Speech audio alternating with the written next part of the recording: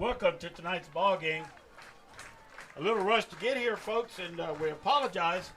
On behalf of Real Sports Live, we're here tonight in Freer Buckaroo Country as the Freer Buckaroos host the Taft Greyhounds, and we're getting set here up in the booth.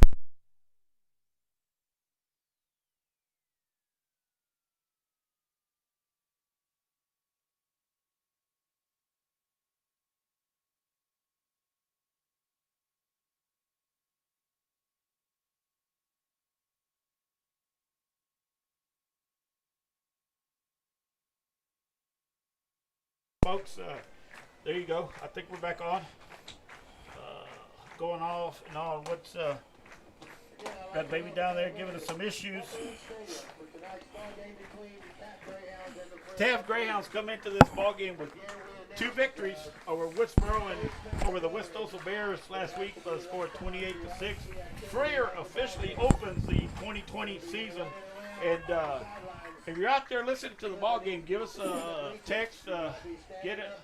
Anything of a technical issue, let us know, and we'll try to correct it as we try to bring you the best broadcast possible. Beautiful facility here in Freer ISD here with the Buckaroo out in the middle of the field right there at the 50. Mr. Jimmy Adame, you about ready to come aboard here with me? Let's go. Let's get it done, Albert. We got the windows open. We got our cameraman ready to go, and we're getting ready for our national anthem, and we're going to take a pause here.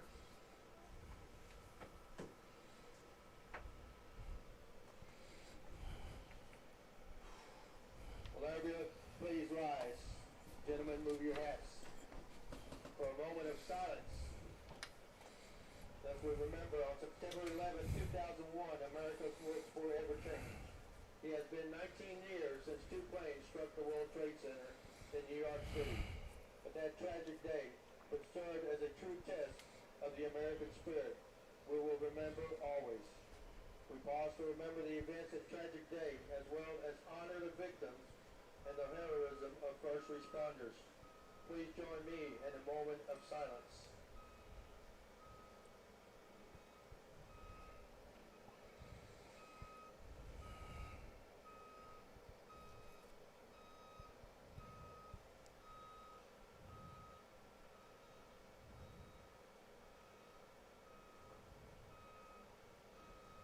Thank you. Now, we honor our flag as the Freer High School Band plays the national anthem. Also to all the men and women who have served, who is serving, and is no longer with us. Now, the Freer High School Band in the national anthem.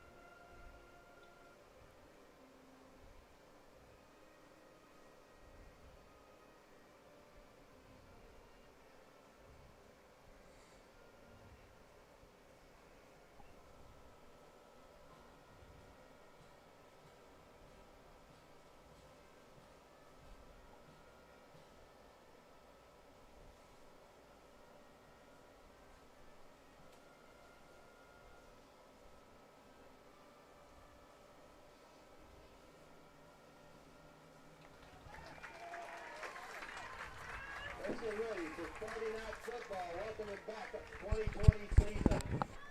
After a long fought of 2020.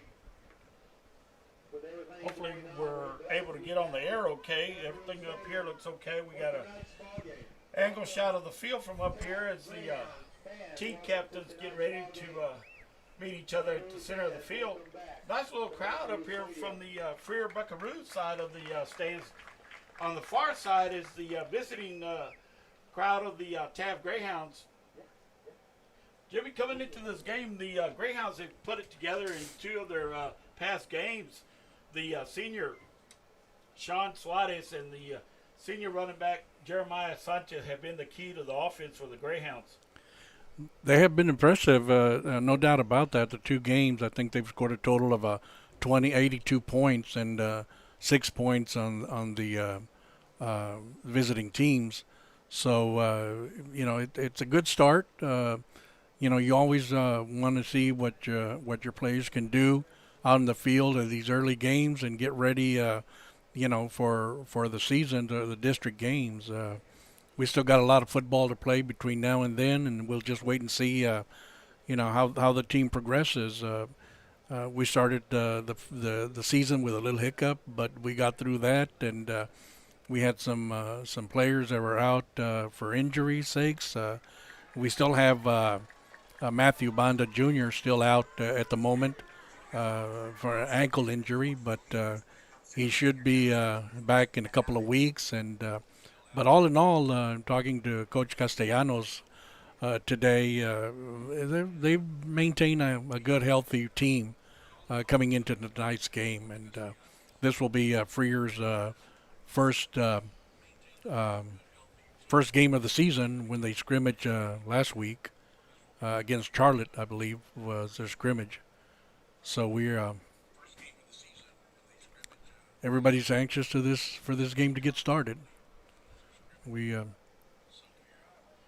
trying to take care of some technical difficulties up here as far as the video goes. Hopefully the audio is coming across.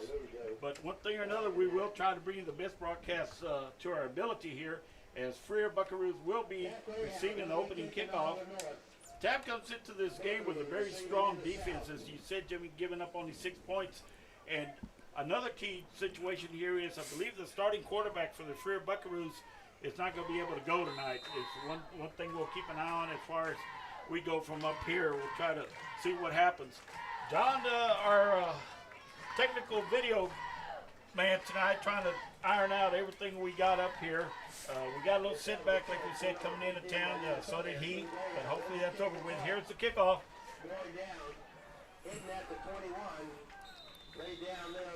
Ball was jumped on the 20 by number 10. Was it 10 or was it number 18? 18, I'm sorry, 18. Jaime Perez there jumping on the ball on a short kickoff there. But here comes the strong point of the Taft Greyhounds, led by the linebacking core of Christian Barrios and Jarek Martinez here, along with Bradley Ortiz, who will try to get some more numbers. I see Marcus Serta in the ball game at the moment, wearing that number 52. The senior has had some outstanding games the past 2 weeks, so we'll see what happens here. We anticipate Freer to air the ball out here tonight out of that spread offense. And the keeper from the quarterback gained about 6 or 7 yards, seems like. Looked like Christian Barrios in on the tackle, along with Jarek Martinez, the two we mentioned. The linebackers will be the key here for the defense for the Greyhounds. They have to be able to read and react and adjust as needed. It was 5-yard gain, 2nd and 5. Joel Guerra, the quarterback, as we anticipated, gets a call here tonight for the Freer Buckaroos, number 8. Hand off up the middle. He might have gotten enough for a first down. Yes, he did. That was about a 6-yard gain. Sets the ball at the Freer 31-yard line. The initial first down of the game here for the Freer Buckaroos as they look toward the near sideline to get the next play call. Beautiful stadium here in Freer, Jimmy. The field looks gorgeous from up above. I believe it's the same builder that built ours, Albert. Hellas Construction did the field here. It was a quarterback keeper. Yeah, he adjusted there. But I do see Hanky on the field there at about the 35, so that might be coming back. But that was Guerra, the quarterback, adjusted, was looking for a receiver to the near side. Anytime you come out of that backfield like that, misdirection, you probably have a block in the back, and the referees will get together and discuss it as Freer does adjust and starts moving back. Yep. See the flag on the 35-yard line. Looks like that's going to erase a big run. If we experience any technical difficulties, please send us a text or send us some kind of a message that we can receive here in Real Sports Live, and we will adjust as needed. We're got here in a rush as the penalty is counted off against the Freer Buckaroos and playing us come back. But like I said, we got here in a little rush. We thought we had plenty of time, but everything now seems to be going okay. John over there a little bit relaxed after our setback on Big John. Holding was a penalty before, so they handed off. Defense tightened up a bit and only gained about 3 yards on that play. Looked like Martinez along with number 12 there for the Greyhounds. Zach Martinez. Martinez. We got a lot of Martinezes on this team, so we'll try to give the call where it's needed. And I believe Zach was the defensive player of the game from last week's game against the West Oso Bears, and we'll try to give all the applause as needed there so everybody can get some kind of accomplishments. 2nd and 17.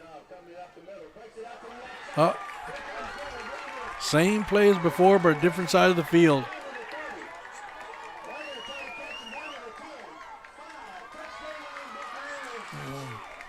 Number 8. The backup quarterback, Joel Guerra, gets a call here as their starting quarterback is not starting tonight. And that was a big play there. Looks like a misdirection. Pulls the ball out and decides to go down that sideline.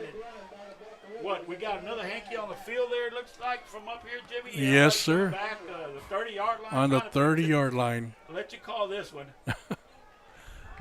Probably holding again. It was a head referee throwing the flag, so he probably saw somebody holding him in the backfield there. Well, that's 2 long runs there nullified by penalties for the Buckaroos, and that just hurts. 12 points. That's those mistakes kill you. Coach Williams here, starting off his first official game of the season here for the Freer Buckaroos, his first year here in Freer, and he's a little upset, needless to say, on those 2 calls there. Holding is the call, brings the ball back to about the 20-yard line? Trying to pick up the spot from up here.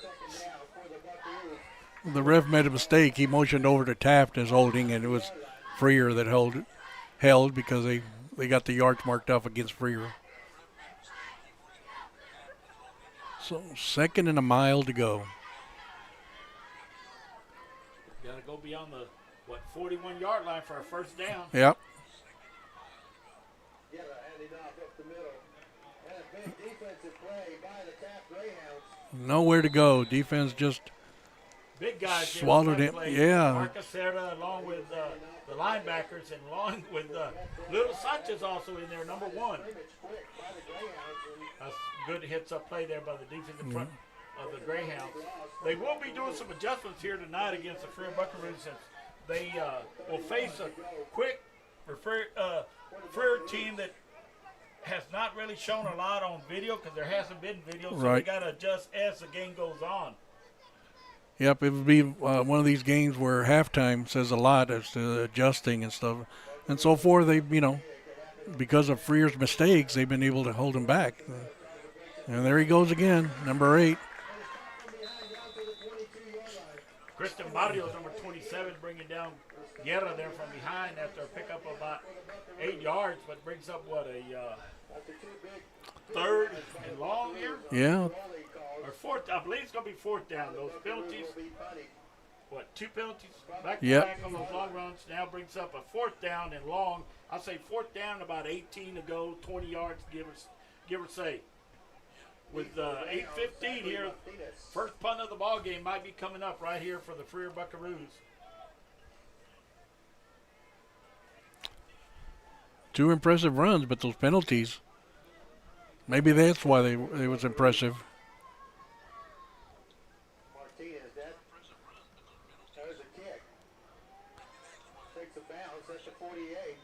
It takes a Taft Greyhound bounce, and Taft Greyhound will start at the 50-yard line right in the middle of the field. Ball set at the As the game goes on, folks, we're going to try to bring some commercial spots here on the broadcast for Real Sports Live. But right now with 7:51 here, we're trying to get settled in here in the first quarter. Two big penalties against the Buckaroos kind of hurt some as far as their offense goes. But some good key reads there by Joel Guerra, the quarterback, number 8, for the offensive side of the ball. But here comes the Greyhounds offense, and they've been on all cylinders as they go with the senior Sean Suarez calling the plays, along with Jeremiah Sanchez in the backfield. The first pass of the game. Oh, he's all alone over there. He dropped the ball. That's Jarek Sanchez, number 1. Oh, that was a touchdown for sure, but he dropped the ball. A good offensive call to start off the game with, but hey, you shake that kind of play off. No big deal. You come back and you regroup and you do it again later on. Do it again. It worked once, it's going to work again. Nice little throw there from the senior Sean Suarez to Jarek Sanchez, and I know he's feeling that one. But he's got to come back and just shake it off here. Here we go with Suarez the QB and Big Sanchez at the running back spot. 2nd and 10. That was number 21 for the Greyhounds with a carry. Gain of about 3. Josh Suarez, little Suarez there, gains about 3, you call, Jimmy? Yep. As brings up a 3rd down and 7 needed for the Hounds for a first down. As the ball is spotted at about the Freer Buckaroo, 47-yard line? 47, 48, 47. Another pass. Nope. Some good defensive plays there from the Buckaroo side of the defensive side of the ball. Looked like number 52 along with number 55, I think I'm going to give credit to. That's Paul Perez there on that stop. Brings up a 4th and 2. 4th and 2. 4th and short. And in the past, the Greyhounds have gone for it the last 2 games that we've seen them play. So we'll see what the call is from the sideline on this one. Look like they're going to go for it too.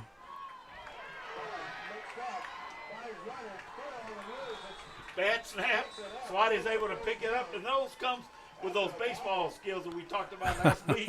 Able to pick up that low snap, turns it into a nice little 5-yard gain and the initial first down of the game for the Greyhounds. So with 6:32, the Greyhounds pick up their first down of the game.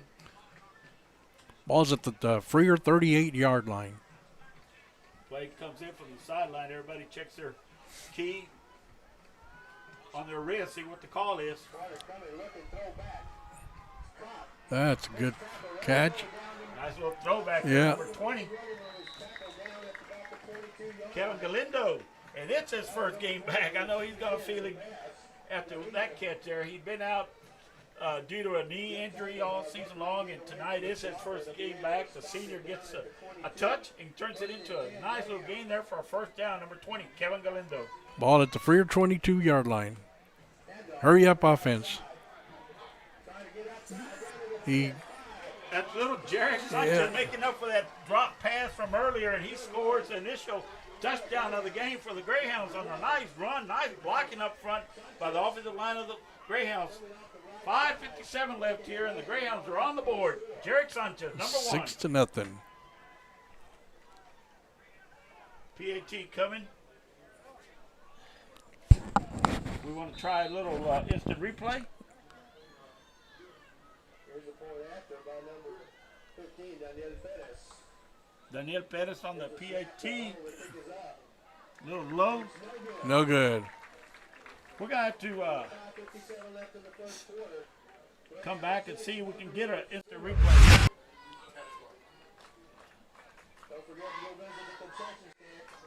We went to the wrong game there, Mr. John, on the instant replay. I think we're still set up for the previous broadcast of Real Sports Live as far as the instant replays go, and we're going to have to come back and do a test here. That's still the wrong game.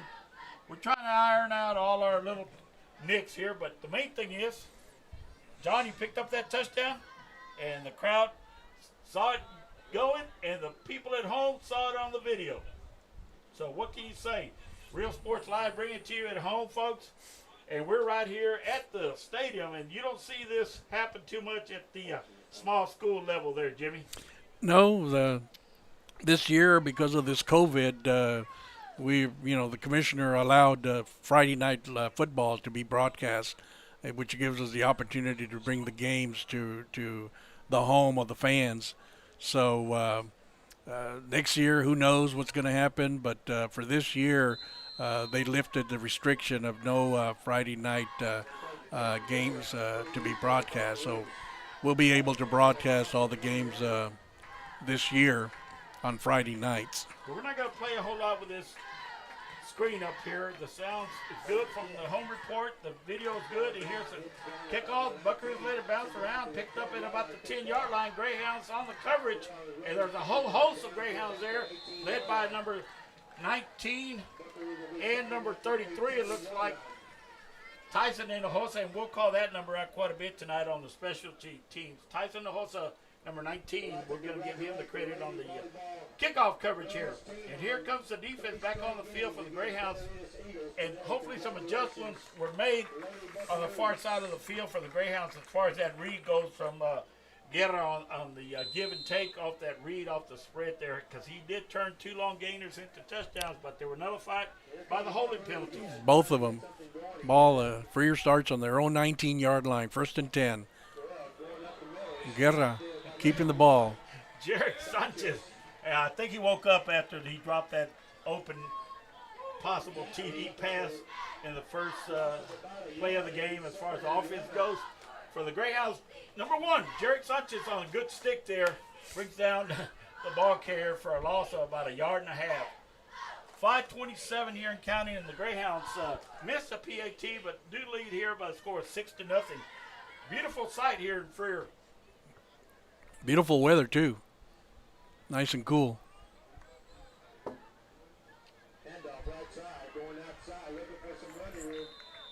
Handoff to the left side.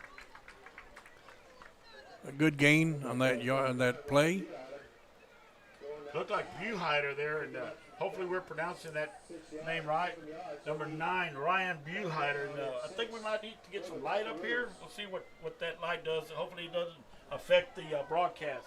Ryan Buheider, we're going to give him credit for a pickup of about 5 yards?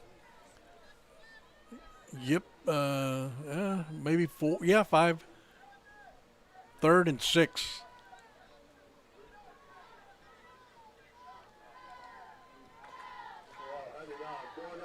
Oh, right up the middle. He's gone. Nice read there by Geva.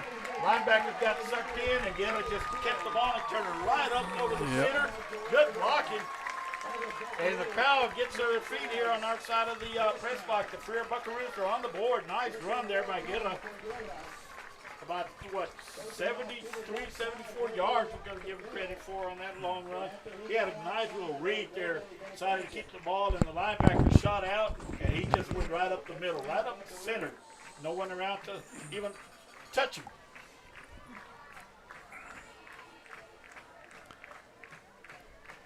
.455, and the Buckaroos are on the board. Their first initial game of the year here with this COVID-19. A lot of adjustments have been made to the schedules, and gives them an opportunity to start the 2020 season right here tonight. And what a better night than, like you said, the weather, everything is perfect. And then we had a moment of silence for 9/11. It's always a touching situation when you think about 9/11 and what happened on that day in New York. But here we are, and giving thanks to all the people that have served and were part of recovery during 9/11. We got stoppage on the field. Timeout. Looked like Taft right before the snap. the Greyhounds take a timeout. They were Take their first timeout. Take their first timeout of the game. A little bit out of sync. Like I said, we were going to try to bring some spots here, some commercials, but we're on the air with a great coverage as far as the video goes, and hopefully the audio is going with the video. But that's what we're trying to do right now, is look over the laptop that we're using for this production. And like I said, if at any time you see a hiccup at home, let us know so we can correct it here at the stadium. It's Jimmy, great to have you aboard here tonight. Well, thank you very much. What do you think of the setup? Well, it's a nice setup here. We've got it's getting better every week. Every week, the broadcast is getting better, and just like you expected to. Experience counts. So tonight, and you know why it's better tonight? Because I'm here. Thank you, Mr. Jimmy. I'm just kidding. I'm just kidding. Ventured up here with me, but you didn't give me the heads up till after the incident. We're going to call it the incident, the hiccup, and we'll keep it at that. Okay. But unfortunately, our friend over here, the video man, also got the hiccup. Handoff, and 2 points are good. It makes 4:55 in the first quarter left. Score is 8-6. Looked like the handoff went to Mr. Trey Ramirez there, number 12, right up between the guards and the tackle, and the Freer Buckaroos go up a score of 8-6 here with 4:55. Jimmy, and almost slipped out of my mouth. We were talking on the way up here. As broadcasters, you sometimes look ahead, and we were talking about what possibly could happen 2 weeks down the road back home in Taft. We ventured tonight to Freer. Next week go to Kennedy, and hopefully everything is a go. Coming into town on that one Friday night is the Refugio Bobcats. So that is something to look forward to as far as the Greyhounds go. Hopefully we can take care of business here, take care of business next week, and set up one of the anticipated matches for the senior group, because when they were 7th graders and 8th graders, they were able to defeat Refugio those 2 years. So they're looking forward to that matchup against the Refugio Bobcats. Well, a little bit of tidbit information, Albert. The Greyhounds tonight are going for their first 3-0 start, if they win tonight, since 2015. They haven't been 3-0 since then. And guess what? That's the last time they played Freer, was in 2015. And the score was 48-27. Taft on top of Freer back in November 13th of 2015. So we'll see what happens tonight as Freer gets ready to kick off the ball here in the still mid first quarter time. Kickoff is on the way. Looked like a short kick there. Looked like the Greyhounds jumped on it, but we'll get the official call. It is Greyhound ball. We're going to give credit maybe to number 24 there for the Greyhounds, jumping on that little scribbler there. Brian Salcido, number 24, is who we're going to give credit to. But you kind of anticipate that. You got some good return men as far as your kickoff team goes for the Greyhounds. You're not going to want to give them a whole lot of opportunity to return that ball on you. And here comes our 260 average offensive line there. So we anticipate some running plays to come from the Greyhound backfield right here on this set of downs. 1st and 10. Handoff. Nice defensive play there by the Buckaroos to bring Sanchez down. There was no place to go. Nice read there. It looked like number 65 is going to get the credit. E.J. Rongo? Is that how we would pronounce that one? Well, number 65. We're going to give him credit as far as the number goes. EJ on the stop. Here comes Sanchez to our near side. He's got some blockers. Has a little spin with that strength of his legs, able to pick up a first down for the Greyhounds. Nice little spin there from Jeremiah Sanchez to pick up the first down. Brings it all the way to the 50-yard line. He comes in here averaging like 10, almost 10 yards a carry coming into this ball game. Has scored 4 touchdowns in the first 2 games of the season. The senior getting to shine here this year, and he's the main running back as far as the Greyhounds go. The senior, number 5, Jeremiah Sanchez, little handoff there to number 21, it looks like, from up here. Turns up to about a 4-yard gain. That's Josh Suarez. That's little Suarez, as we've been calling him there.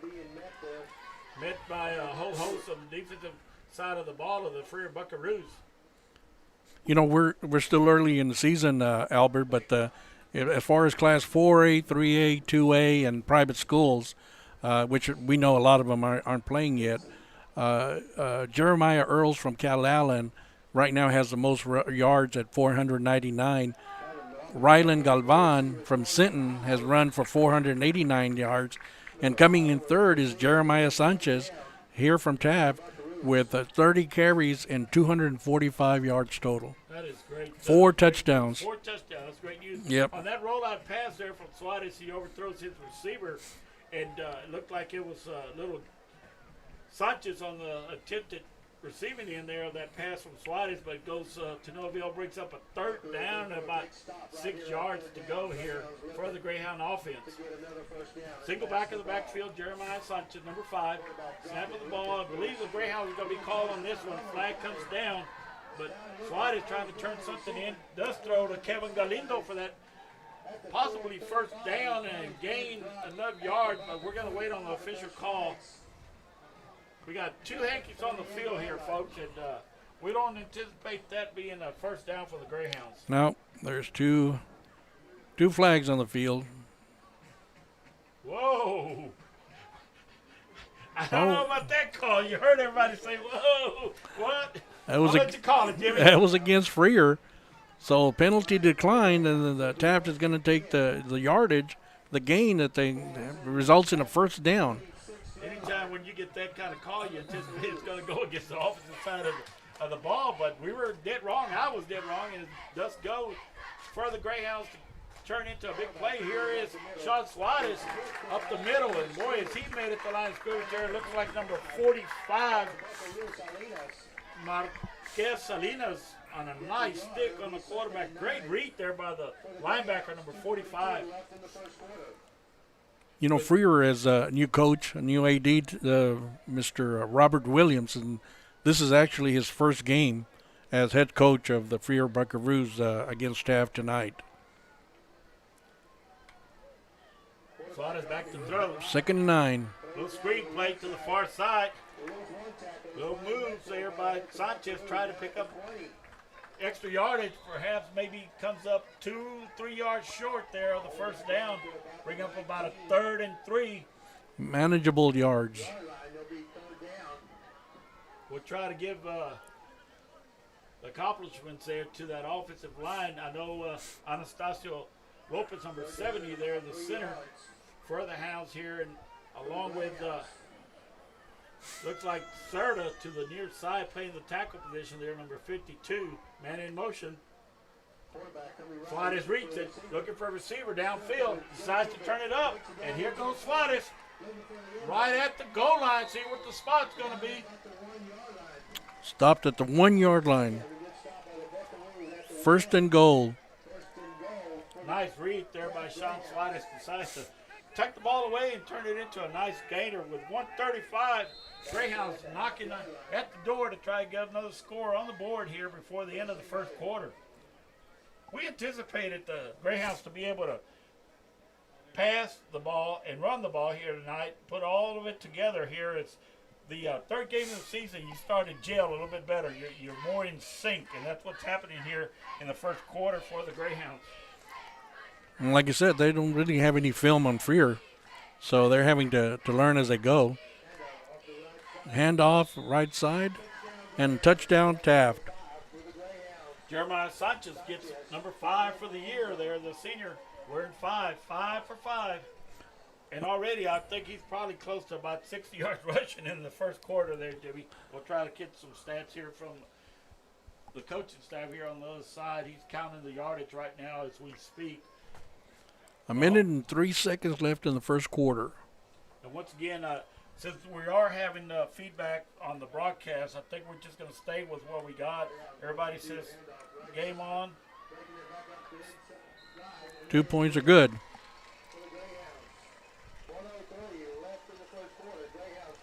1:03 left in the first quarter. 14-8. I believe, Jimmy, on that carry, number 1. And I was trying to see what the feedback is. People are saying sounds good, video good, so that's a big plus. Well, good deal.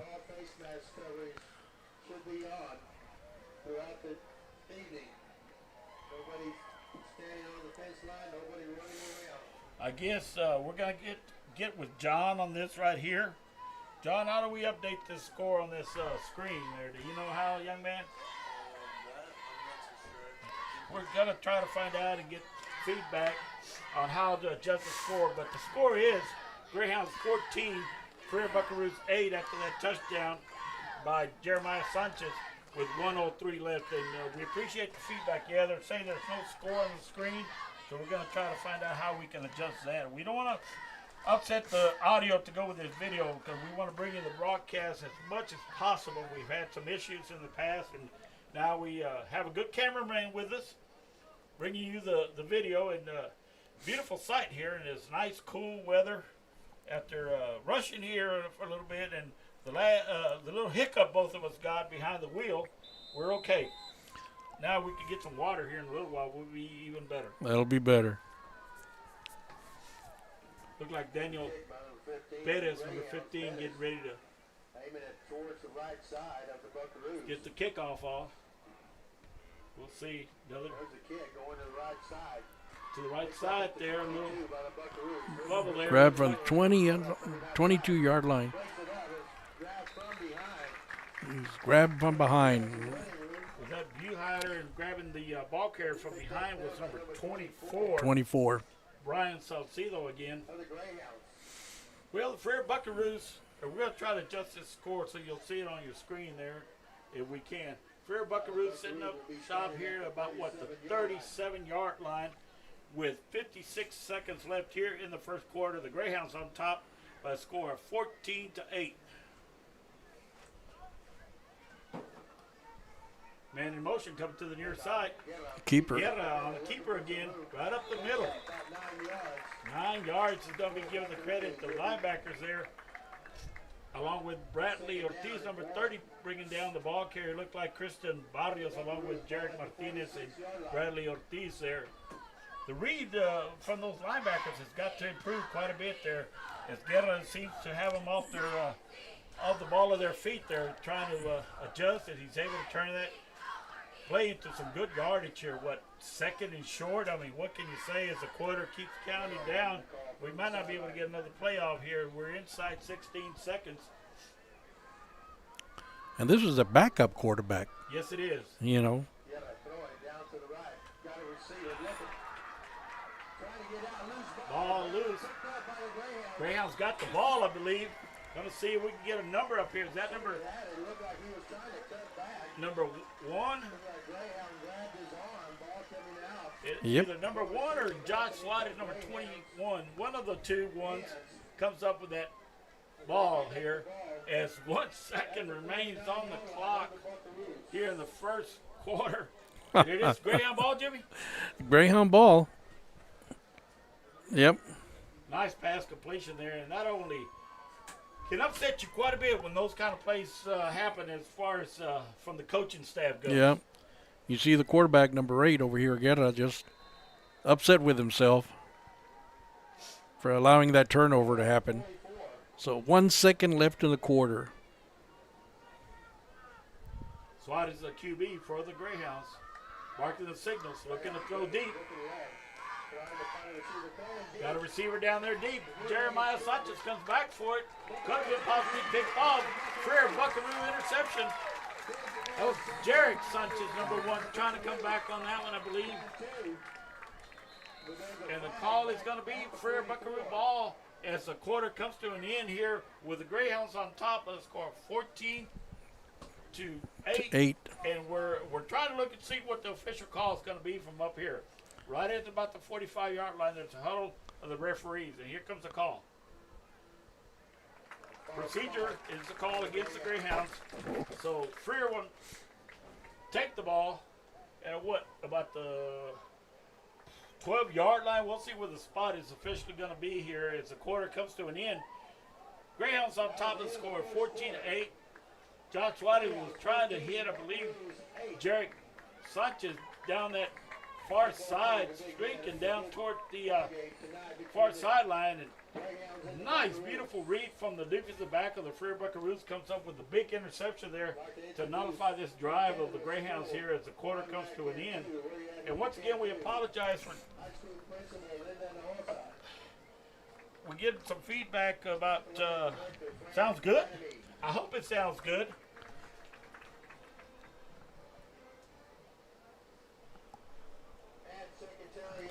What about trying to read what the feedback is?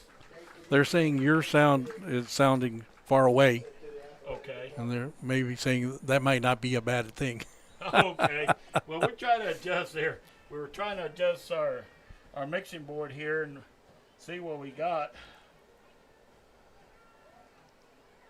Like I said, it's all trial and error. High school football at this level, to have a live broadcast has got to be a treat for the fans at home during this COVID-19 issue that we're facing every day. And that's why we're doing it, to be able to bring the broadcast to you at home.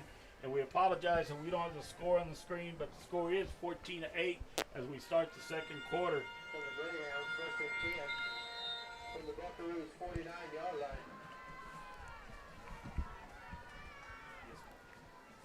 Quarterback heave up the middle. Oh. Fumble.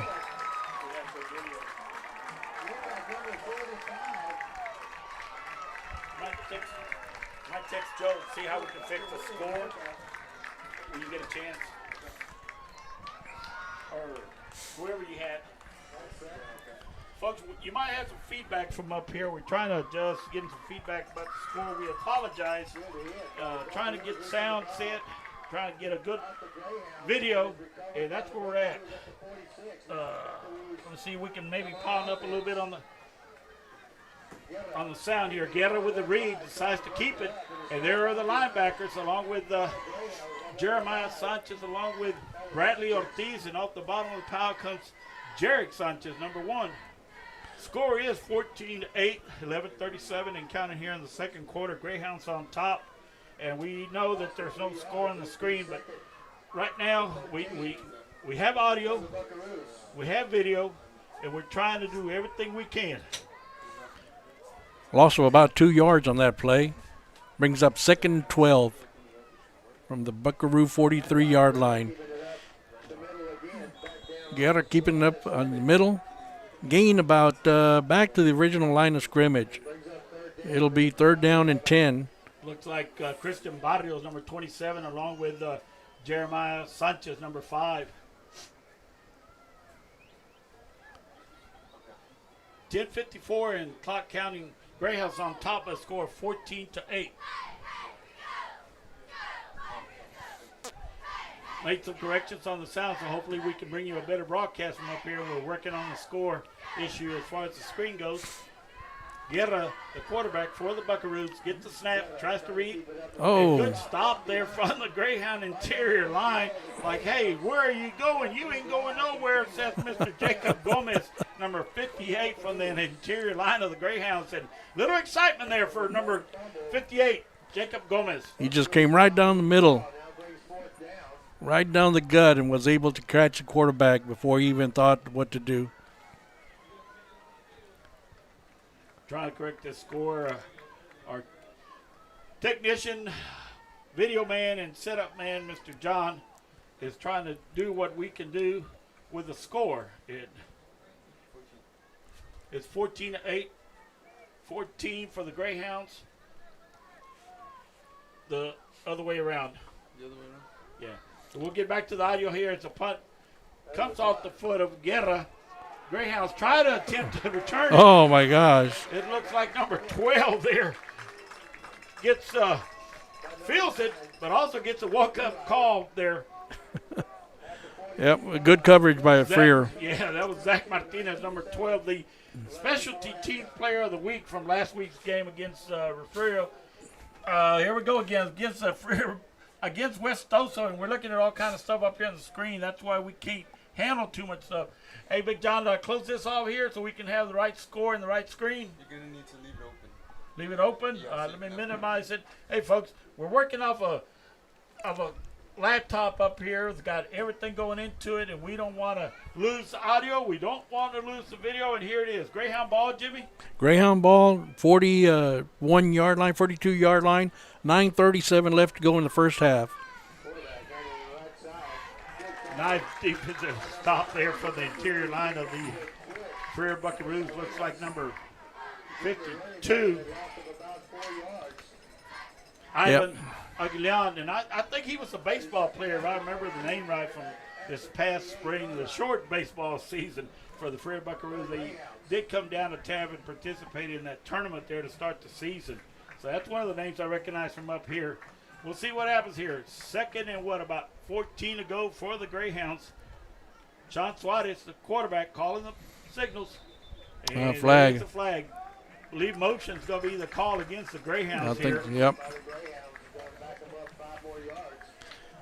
Going to be what, second and about 19? 19, yep. They need to get up to the Freer 48 yard line for a first down.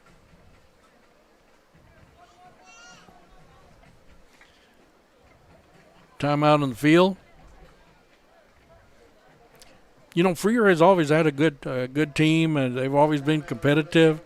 In fact, the class of '76 produced Steve McMichael, who went on and played NFL for the Chicago Bears. So they have somebody from here, from little old Freer, that used to be in the NFL, and you know how hard it is to get in the NFL. Yeah, Jimmy, a good point there. And if I'm not mistaken, he wears one of those Super Bowl championship rings on his finger. From the Bears? From the Bears, when they won the Super Bowl under Ditka. Ditka? Yes, sir. With, I'm trying to think of the quarterback's name there. There was McMahon? No? Yes, sir. Yes, sir. Yeah. And the Fridge was there at that time, playing defense with McMichaels. Perry. Yes, sir. Yeah. The Fridge, who everybody knew him around the circuit as the Fridge. Yep. He got to carry the ball in the Super Bowl one time or twice. Yeah. But here we are right. tonight at Greyhound timeout.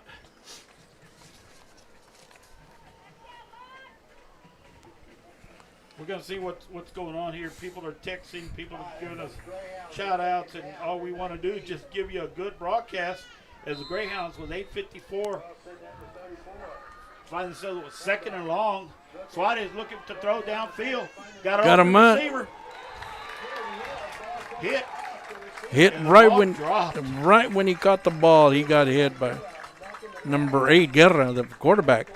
Guerra going both ways. Yes. Sean Suarez, little Suarez on the receiving end, and nice timing, nice hit there by Guerra. It was perfect for Guerra. I mean, he just hit him right when the ball got there.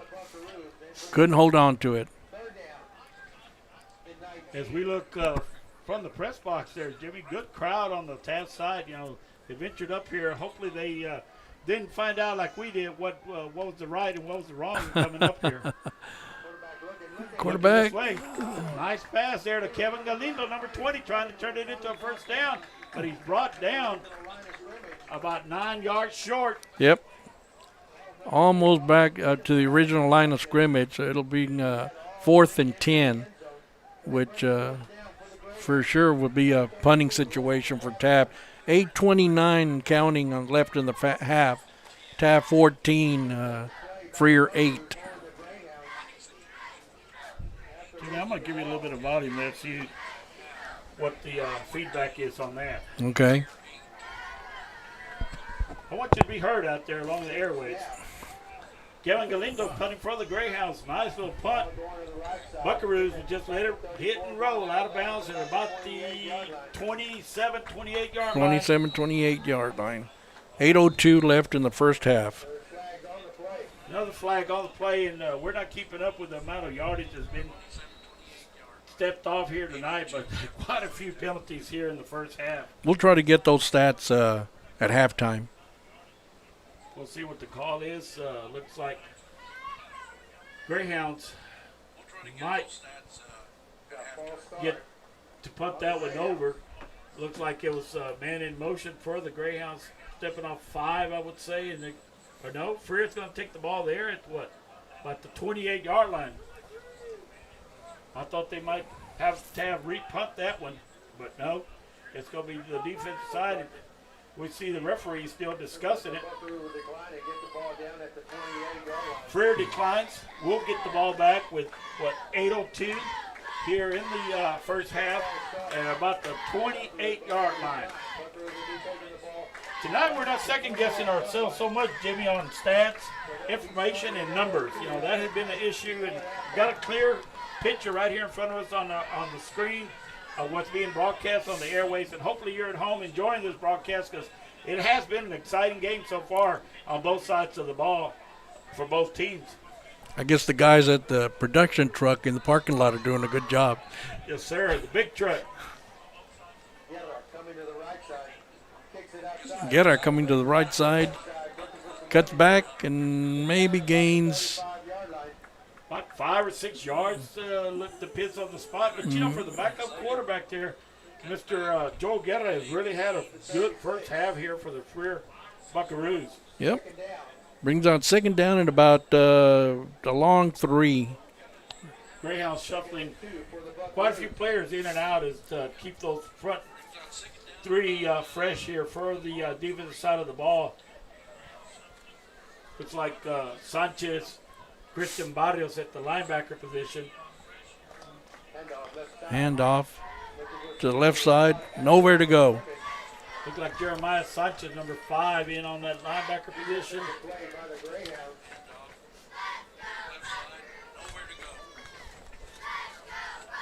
Not much of yardage there picked up on that one. Nowhere to go. Is 6:58 as I look up and counting here. The Greyhounds on top of the score of 14-8 here in the first half. And the play is being called from the sideline. Joel Guerra gets the call. Is the quarterback here tonight for the Freer Buckaroos, and we'll see what the play is called from the sideline. Little give up the middle. Trying to come our way. Nope, Nice nowhere to read go. there by number 2. Looked like Joseph Espinosa is going to get the credit there. And you were asking me about who would rush in from the outside last week. Yep. That was one of them right there. He was the headhunter, number 2, Joseph Espinosa. We're trying to get all the credit where it's due, and he was one of them last week that had an outstanding defensive game. So it brings up what, Jimmy, 4th and long? Or 4th and short? 4th and short. We'll see what the call is, folks. Right at the 6-minute mark of the first half. Freer looks like they will be sitting up in a punt situation here, but we'll see what Mr. Guerra is going to do with the ball. He does punt. Ball hit about the 50. He's going to roll it down. He's going to roll a couple of yards. What about it? 40, 46 yards? 46 yard. Taft 46. Well, we started out with quite a bit of excitement on the drive up here. We get here and we finally find us somebody that will help us come in the stadium. And then they have all this COVID-19 protocol, which is great. They check your temperature. And we were allowed to come in the stadium and set up. And that's where we're at to broadcast now with 5:46 and Greyhounds in possession of the ball here, leading 14-8. It looks like Sean Suarez brings the offensive side of the ball. And I'm going to go, Jimmy, with the 260 average up. No, we're going to go 290. We're going to go with the 290 average up on the field there. Okay. The interior line is averaging 290 as far as the weight goes here. We got Jeremiah Sanchez to the near side. Hand off. Grabbed there by the Buckaroos. Looks like number 8 there, Steven Rivera, that gets his first carry of the night, the sophomore. Gained a couple of yards. And he had an outstanding game last week Second down and 7. against the West Oso Bears. It was the tandem of Sanchez and Rivera that Yes. gets the points up on the board for the Greyhounds. So I just give the call. Here's Sanchez with the ball, looking for an opening.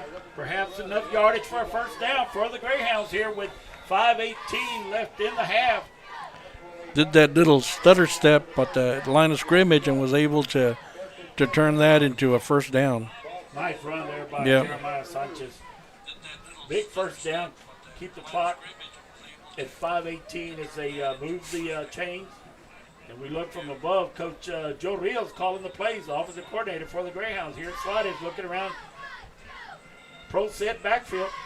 2 backs in the backfield. Hand to off. Sanchez. Does a little spin move there at the line of scrimmage, but they were waiting for it.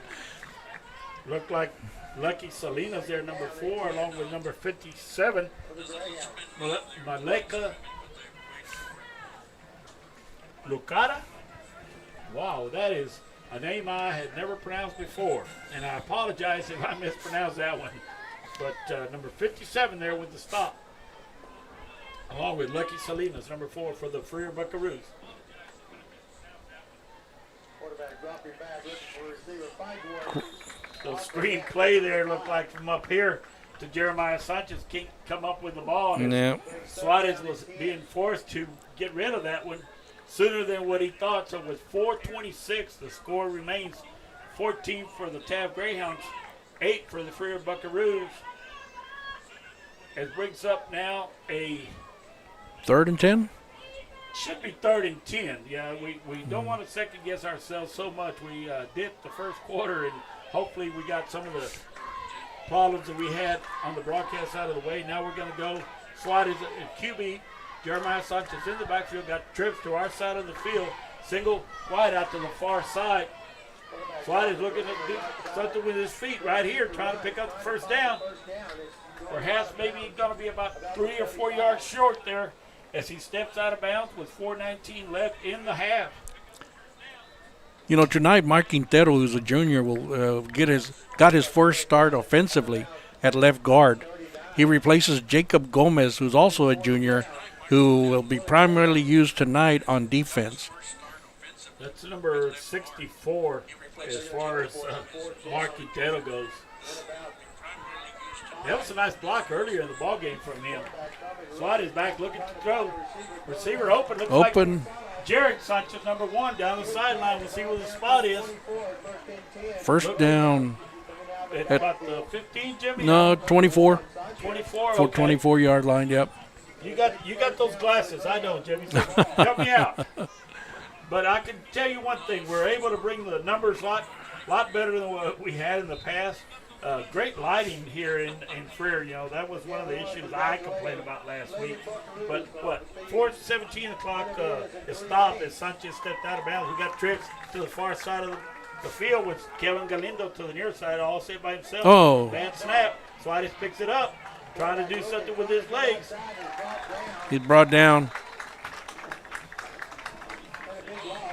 That was still, you know, smart on his part not to throw the ball, to try to make a play.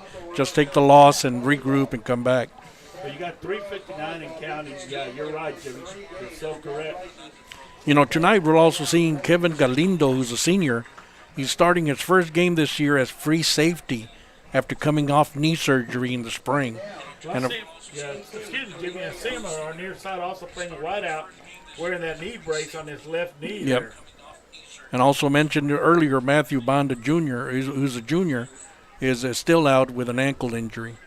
And other than that, the Greyhounds are pretty healthy. As we start here, Throw down the far side of the field. It looks like it's batted around. Ball's on the turf. Incompletion brings up, a fourth and about 20? yes. 3:22 left in the half. Greyhounds on top of the score, 14-8. And we're going to try to get somebody up here, Jimmy, at halftime. One of the Freer ISD's administrators, I hope, so we can have some kind of coverage during halftime. And we'll just let John put that camera right there in the middle of the 50 on that buckaroo there while we do the halftime show. Okay. There goes Suarez back to throw, looking for a receiver down deep. There's Kevin Galindo over the middle. Drop right there at about the 15-yard line. 2 buckaroos breaking that one up. Kevin Galindo comes back to the huddle, and we'll see what happens here on the call with 3:17 left. Greyhounds on top of the score, 14-8. Tried to thread the needle, and we got 2 Freer Buckaroos hitting each other and colliding.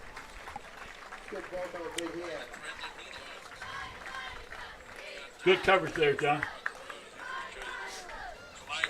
I'd like to give credit where it's due, and our cameraman up here tonight is first time we've worked with John and have good coverage on everything and get that camera still right there where we need it to as we have a timeout on the field by the Greyhounds as they go, what, 3rd and long, Jimmy? I'm going to let you call that one from up here. You got the glasses. How many are missing the NFL? I guess as NBA?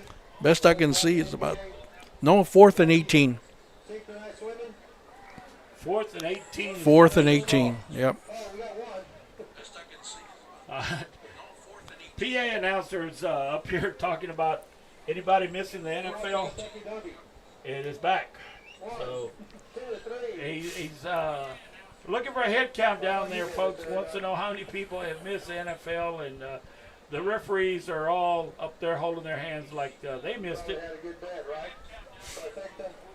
3:17 left here in the half.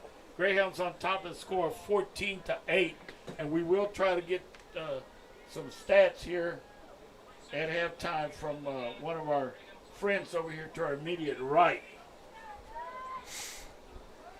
Also, maybe we can get some scores from around the area sent to us, or we can pick some up during halftime. We'll try to bring some to you, see what's going on. I know there's some big games in Corpus, and also up in Etna, Refugio playing the Etna Cowboys.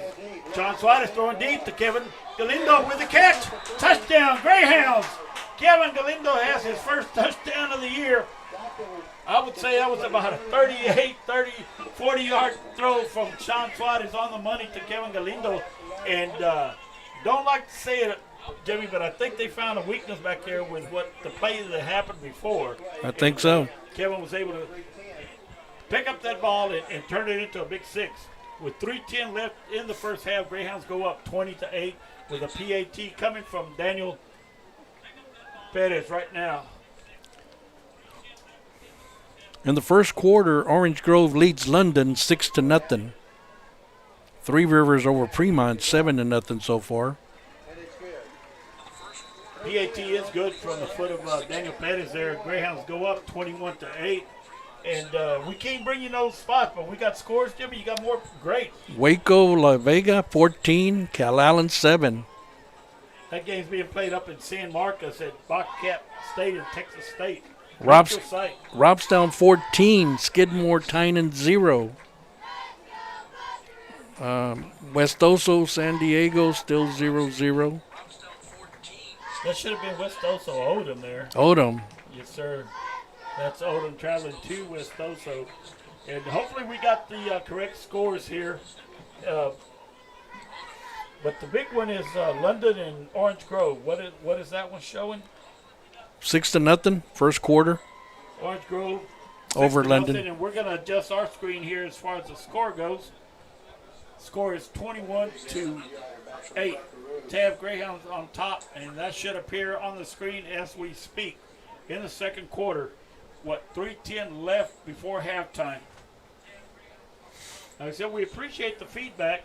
Hopefully, you at home, wherever you're at, you enjoying the broadcast. We're trying to do the best job to our ability, and high school football live at home. What some of the people are talking about, they're seeing the games through YouTube on their big screens at home, sitting at home in the safety of your house. What more can you expect? Real Sports Live out of the Rio Grande Valley, bringing you this broadcast tonight and several others throughout the Coastal Bend area. Daniel Pettis getting ready to kick off for the Greyhounds. Number 15. Ball bounces around, taking about the 18-yard line. Looks like Guerra coming our way, trying to make something happen with that return. Joe Guerra on the return. And we'll see number 12.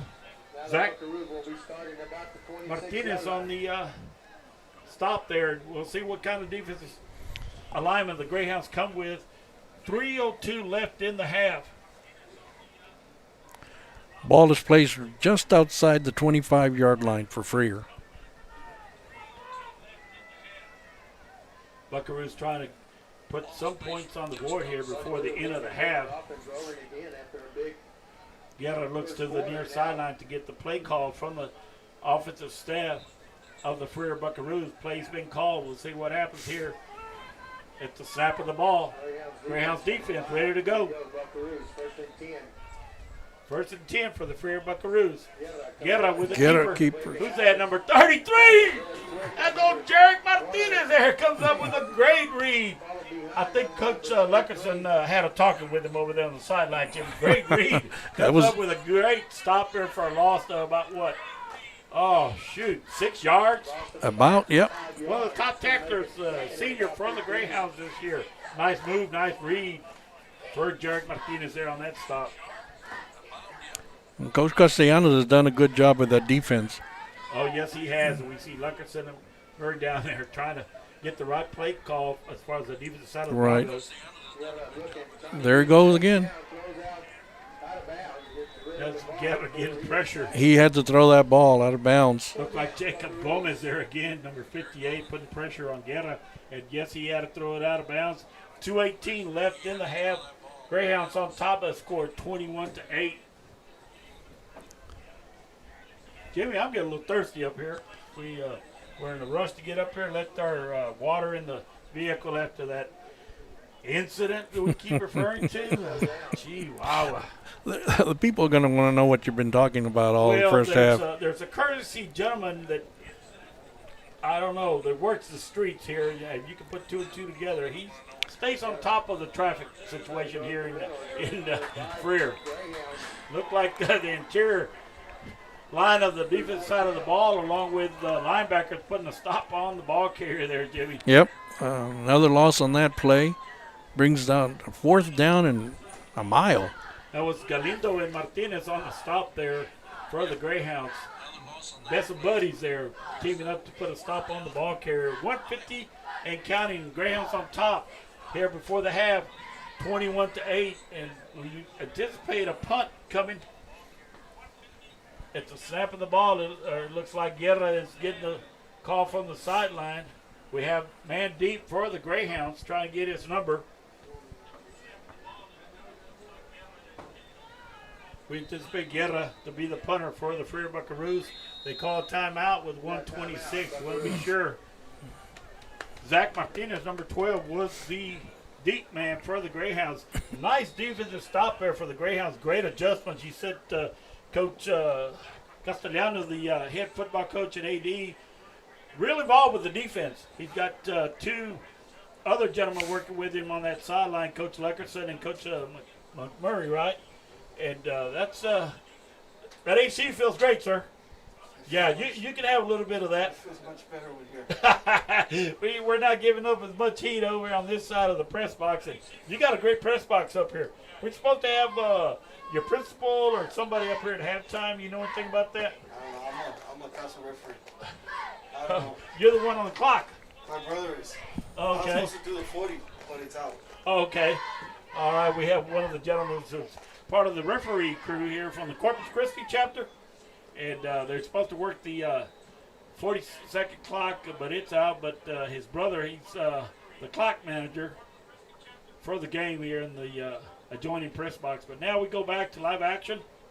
Freer looks to be in a punt situation here. Zach Martinez, number 12, dropping back deep for the Greyhounds at about the 50-yard line, give or take. High snap. Almost blocked. They're going to let it bounce. Yep, it was going to take a Taft bounce, and Freer went ahead and stopped it on the 37-yard line. Jonathan Hassett downs that ball for the Freer Buckaroo punting team. Greyhounds come back on the offensive side of the ball. We look at the Sanchez brothers in there along with number 21, little Josh Suarez, playing that slot. Kevin Galindo in there also. So Greyhounds pretty much sticking to their main offensive players. Sean Suarez calling the signals, looks around, got trips to our near side of the field. Sanchez, Galindo, and little Suarez. 1st and 10 for the Hounds. Drop back. Nice catch there by Jeremiah Sanchez. Tries to put the moves down the far sideline. He does. He's He gone. does it. Oh, He's gone. no. Big brother's going to have a talking with little brother. I believe that's a block in the back. Bringing it back right Oh, around my the gosh. 15-yard line. We'll see what the official call is, but I think little brother and big brother are going to have a talk on that one. 107 here, stop in play. As the hanky came out again right there at about the 15-yard line. Referees are calling, see what the step off is. The coaching staff of the Taft Greyhounds out there want to get the official spot, the official call, because that was 6. It was. We have it on hold right here. See what the call is going to be. You see Jeremiah Sanchez with his hands on his hip, just looking to the referee, see what the call is going to be. Coach Castellano steps away from the call. That was a nice little pass. It was. From Suarez to Jeremiah Sanchez, senior to senior, been playing this game for a long time together, and having the opportunity here with all this, what's going on with this COVID-19, to finally step on the field, like Jeremiah Sanchez said, it's something that he anticipated might not happen, but it is happening, and he's trying to do the best he can to the best of his ability right here, his senior year. And what is the call going to be, Jimmy? I don't know. I'm still looking at the ref. He's still talking with the Taft coaches, explaining to them what the call is, and then now the refs are having a little meeting there on the 10-yard line.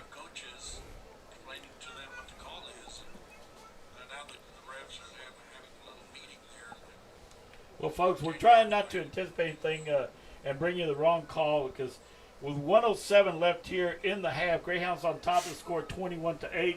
That could have been another touchdown on the board for the Greyhounds on that little pass from Sean Suarez to Jeremiah Sanchez. He put on a good move, but there was a flag on the play. Referees have huddled, and now the call is about to happen.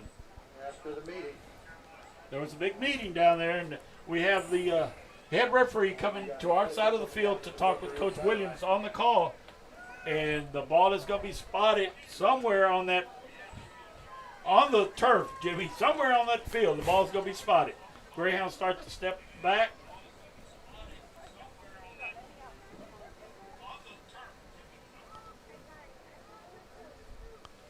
I haven't seen the ref give a signal yet as to what the penalty is. Well, I thought it would be a block in the back. The way things happened, you saw it right there as far as Jeremiah Sanchez put a move on, trying to get into the end zone. And here we go. Unsportsmanlike conduct wow. against Taft. Yeah, it is. But here it is. What, 1st and 10 at about the 35-yard line? 31. Here it goes. Looking down at Jarek. Oh, another. That's Jarek Sanchez. Down at about the 11-yard line.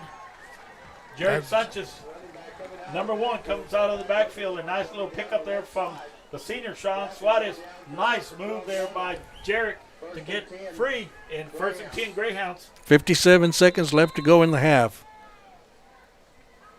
We'll see what the call is on the sideline. Coach Joe Rios there calling the plays, offensive coordinator for the Greyhounds.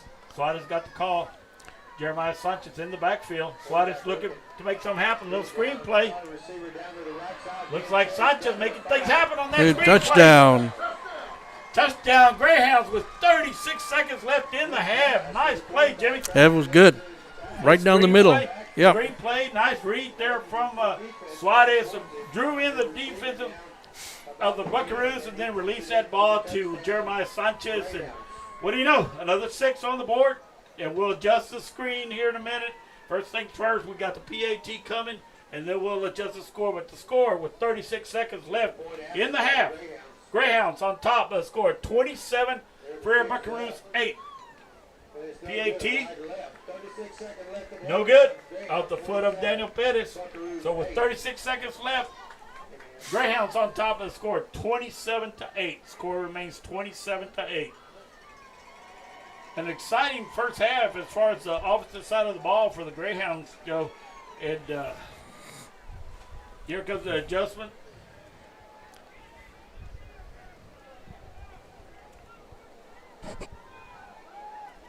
Screen should have the score up. If it doesn't, let us know. But the score should be Taft 27, Frere 8 with 36 seconds left in the half. Greyhounds about to kick off.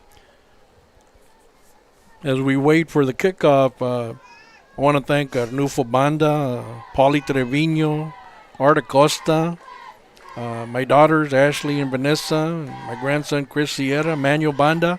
They're all tuning in and saying that the picture is great and sounding really good. So thanks for everybody's support. We really do appreciate it. Well, Jimmy, we appreciate you coming aboard here tonight. You know, when I got the call from Joe that if I wanted a solo, I thought about it. Now I got to have somebody to help me out. We got a great cameraman up here, and hopefully the video is coming as best of the quality that we can bring to you. But hopefully now the audio is. We know the kids now, and we can bring a better broadcast, knowing the players, and that's what we try to do: bring the best broadcast available from our ability. That was a good kick. Coming down to this side. Still on his feet. Finally brought down on the 43-yard line. 28 seconds left to go in the half. Taft up 27-8. I'm sorry. Sorry about that, Jimmy. Looked like the kicking team had kind of slacked off a little bit there. There wasn't a whole lot of hustle down from the gunners there going downfield. And I think also there's going to be a face mask stepped off against the Greyhound kicking team. Is going to give Freer with, 28 seconds. Great field position here to close out the first half. And we'll see if they decide to air the ball out. There it is. It's going to be against the Greyhounds. Yeah, mistakes like this is what come back and hurt you. We'll see.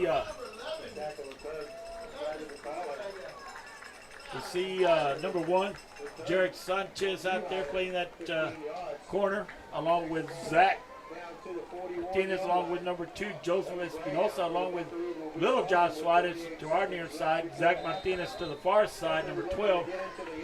Kevin Galindo playing safety. Here's it's a keeper. Guerra over the left side. Right at the line of scrimmage. Good hit there. Looked like, number 30, Bradley Ortiz with a big stick there. The junior. Way to go, Bradley. He's really looked forward to playing this year. Clock counts down here with 7 seconds in the half. 6, 5. I don't think they're going to get another play out. There it goes. There goes the end of the first half. 27-8 Taft over the Freer Buckaroos.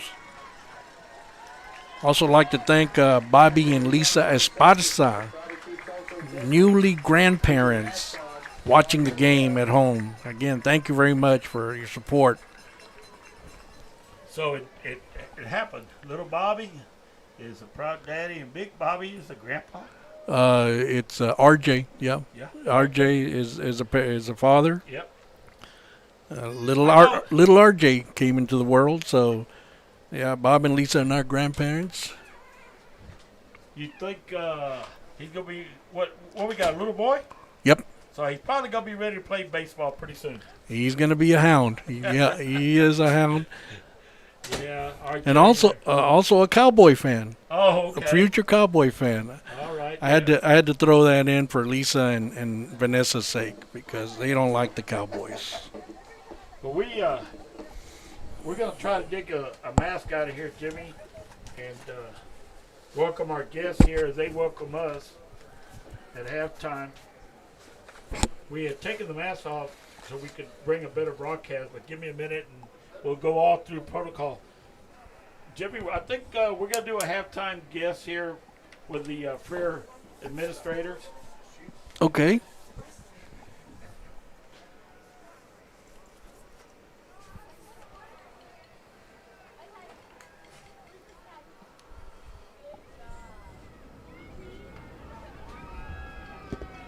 Y'all care for some?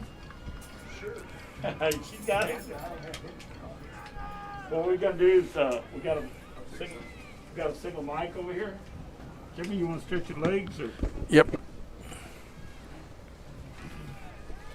Camera should be good. I'm gonna go ahead and step out front. Sure. Which way further? Yeah, that one's closer to the. John, you want to bring back some water? Sure. Both of you? Yeah, let me give somebody. And we apologize, folks. We're up here with live mics. Freshman, Kaylee Bazan. Yeah, bring about 5 water. Diamond Lopez. You know, when you go live at the high school level, it's never been done before. We got all kind of things going on. Hopefully, Jimmy, you want to listen to the broadcast on your phone there, and I'm going to give them this mic. Okay. Our dancer of the week, Debbie Flores. Is this off? I think it's on. That's what I was saying. You know, we're doing live broadcast. We apologize. We apologize. It's our, you know, you get comfortable, you remove the mask, and then we got the setup here, and it was our first go around. So you can see how we're crossed up with the. We're gonna make sure we got a good connection here in a minute. We're gonna have some guests from the Freer administrators of the Freer ISD, and I'm gonna let y'all introduce yourself. And like I said, I apologize. And we're just gonna talk what's going on with this COVID-19 and what precautions y'all are taking and what y'all did tonight. So.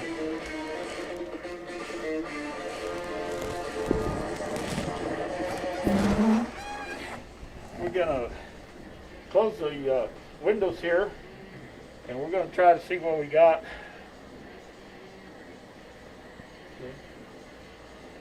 We're not gonna do a test, but we're just gonna go right into it. What do you think, Mr. Jimmy? We good to go? Let's see what we got on the mic over here. You'd like to introduce yourself? Absolutely. I'm Linda Nohasa. I'm the high school principal here with Freer High School. I'd like to introduce one of our other administrators. Hi, I'm Russell Buheider, the project director for the ACE program. We're excited to be here. It's Friday Night Lights. We've been missing this. We've gone through a journey. We've gone through a journey, but our kids have been responding well. Our kids, everybody's coming together. Everybody's working hard. We're under new athletic director. We have Coach Fran Adamy. She's a legend here with Freer. So we're excited to have her here. Head coach Robert Williams. And we put in some protocols for the kids, for the players, and for the teams. So it's just been a journey this whole time. Well, Ms. Hinojosa, are you back in class as far as in-person attendance go, or are you still doing virtual? Well, we are both. We're both. We've been phasing in. We were virtual for the first 2 or 3 weeks, and then we started phasing in. We brought in our seniors. Next week, we bring in our seniors and our juniors. The following week, we'll bring in 9th graders to seniors. The reason, excuse me, the reason Mr. Jimmy Adame, one of our broadcasters up here, kind of looked at you, and I apologize for not introducing myself as we were putting the mask on, trying to be, safe-wise. My name's Albert Flores, Mr. Jimmy Adame. We're with the Taft broadcast and Real Sports Live, and we really appreciate y'all giving us the opportunity and the hospitality to be able to bring this broadcast over the airways. We've got a lot of people, that aren't able to attend the game, whether it's in the Freer area or back in Taft, wherever they're at. This is one way they get to see their young men play, and also the band, over to the far side of the track. And Ms. Hinojosa, the precautions that are being taken by the administration, cover that for everybody to know as far as Freer goes, because what Freer's doing, San Diego's doing, down the road, Ollie's is doing, Taft is doing. So what's all going on throughout this COVID-19 situation? It starts at first with our school, with our students, with our coaches. When, they're coming in, everybody has their mask, everybody brings their own water bottle, everybody's keeping social distance, trying to keep social distance, and there's some reminders in there, but we have to keep going. It was different for our spectators this year. It was different because they were used to coming in and not having to wear a mask. Everybody's having to wear a mask, even when they're out here on the football field, when they're out there on the volleyball court. Everybody's coming in with a mask. Everybody has to get a wellness check. We have a great app that they can do it ahead of time, where we have the papers there. We have our nurses on hand at every event that we have. When we're coming in for school, when we're coming in for a volleyball game, we're coming in for a football game, you name it. There's a nurse there. They do their wellness checks. We have temperature checks, and then we release them in. We follow strict protocols. We're following strict protocols, always reminding everybody, let's sanitize, let's social distance. Russell, do you want to add anything to that? Yeah. Well, I know one of the biggest changes for the high school stadium here for football is we weren't able to sell our reserve seats. So that was something different that our fans had to get used to, and just kind of letting them know that, hey, look, once things settle down next year, if we're able to, you're not going to lose your reserve seats, because we've had fans that have had the same seats for many years. And so we had to reassure them that they would keep those seats once we're able to go back to normal situations. So that's something that's a little bit different. and just kind of keeping the social distancing here, and just letting them know that right now it's kind of general admission. And the fans appreciate it. They're doing a good job social distancing, keeping the mask on. It's hard out there, but they're doing a good job. Well, And those are nice reserved seatings. You got the backs and everything and individual seats. Yeah. They're not your bench seats. So Yeah. I can see why some people would be a little upset that somebody else could be sitting in their seat. In their seat. Yeah, so it takes a little getting used to. At the last scrimmage, we had to give a shout out to the community because that evening there were no problems. Everybody's following every single guideline that we put out there, and we really appreciate it. And I know the school's working together with the community to keep our season going, to make sure everybody's in compliance. So everybody's working hard to make sure our boys still have our season, the girls still have a season, and keeping everybody safe and healthy. You talk about the girls. We saw the cheer squad kind of off to the side there when we walked in. You had bandsmen off to the side. Everybody's following protocol. And one thing that I've kept up with the last 2 weeks, UIL, who governs the high school sports and extracurricular activities, they're keeping an eye on what's going on throughout the state. And you say you want to be in compliance, and we apologize. We have Mr. Buheider, Yes, sir. part of the Freer Independent School District staff here. And that is such a key right now. Mr. Jimmy Adama here is a board member from Taft. So he kind of keeps up with what's going on, and we brought him aboard with the broadcast here. So, what input you got here in Freer, he's probably going to take back and share notes. So it's great that anything you can bring to us, we'll try to absorb it. I got a pea brain, I got to tell you. But Education, education is flexible. We network, we share, and we do everything that we can to make sure all schools keep running. And I have to give kudos to Mr. Russell Buheider. He's the one who contacted all the live sport. That way our fans could see it. Our fans are used to being here. All fans are used to being. And now that we're limited tickets, limited seating, it's hard for some of those Buckaroo fans who look forward to Friday nights. So thanks to Russell for bringing in all the live broadcasting and making those arrangements. Absolutely, and it gives our Buckaroo fans nationwide, an opportunity to watch. It's Mr. Joe Bowling, Real Sports Live, has ventured this way with football in the standstill in the Rio Grande Valley. He decided he was going to come this way, as far as this way goes, Coastal Bend. Because the district Freer finds itself in with Refugio and Three Rivers. They are tonight. Refugio's in Edna, and that game is being broadcast on Real Sports Live. And we have several 4A games out of the Corpus Christi area being broadcast. So we're trying to, I think there's like 9 possible broadcasts tonight, and the word got out because we're getting feedback on the broadcast, trying to keep the scores up on the screen. This is all new.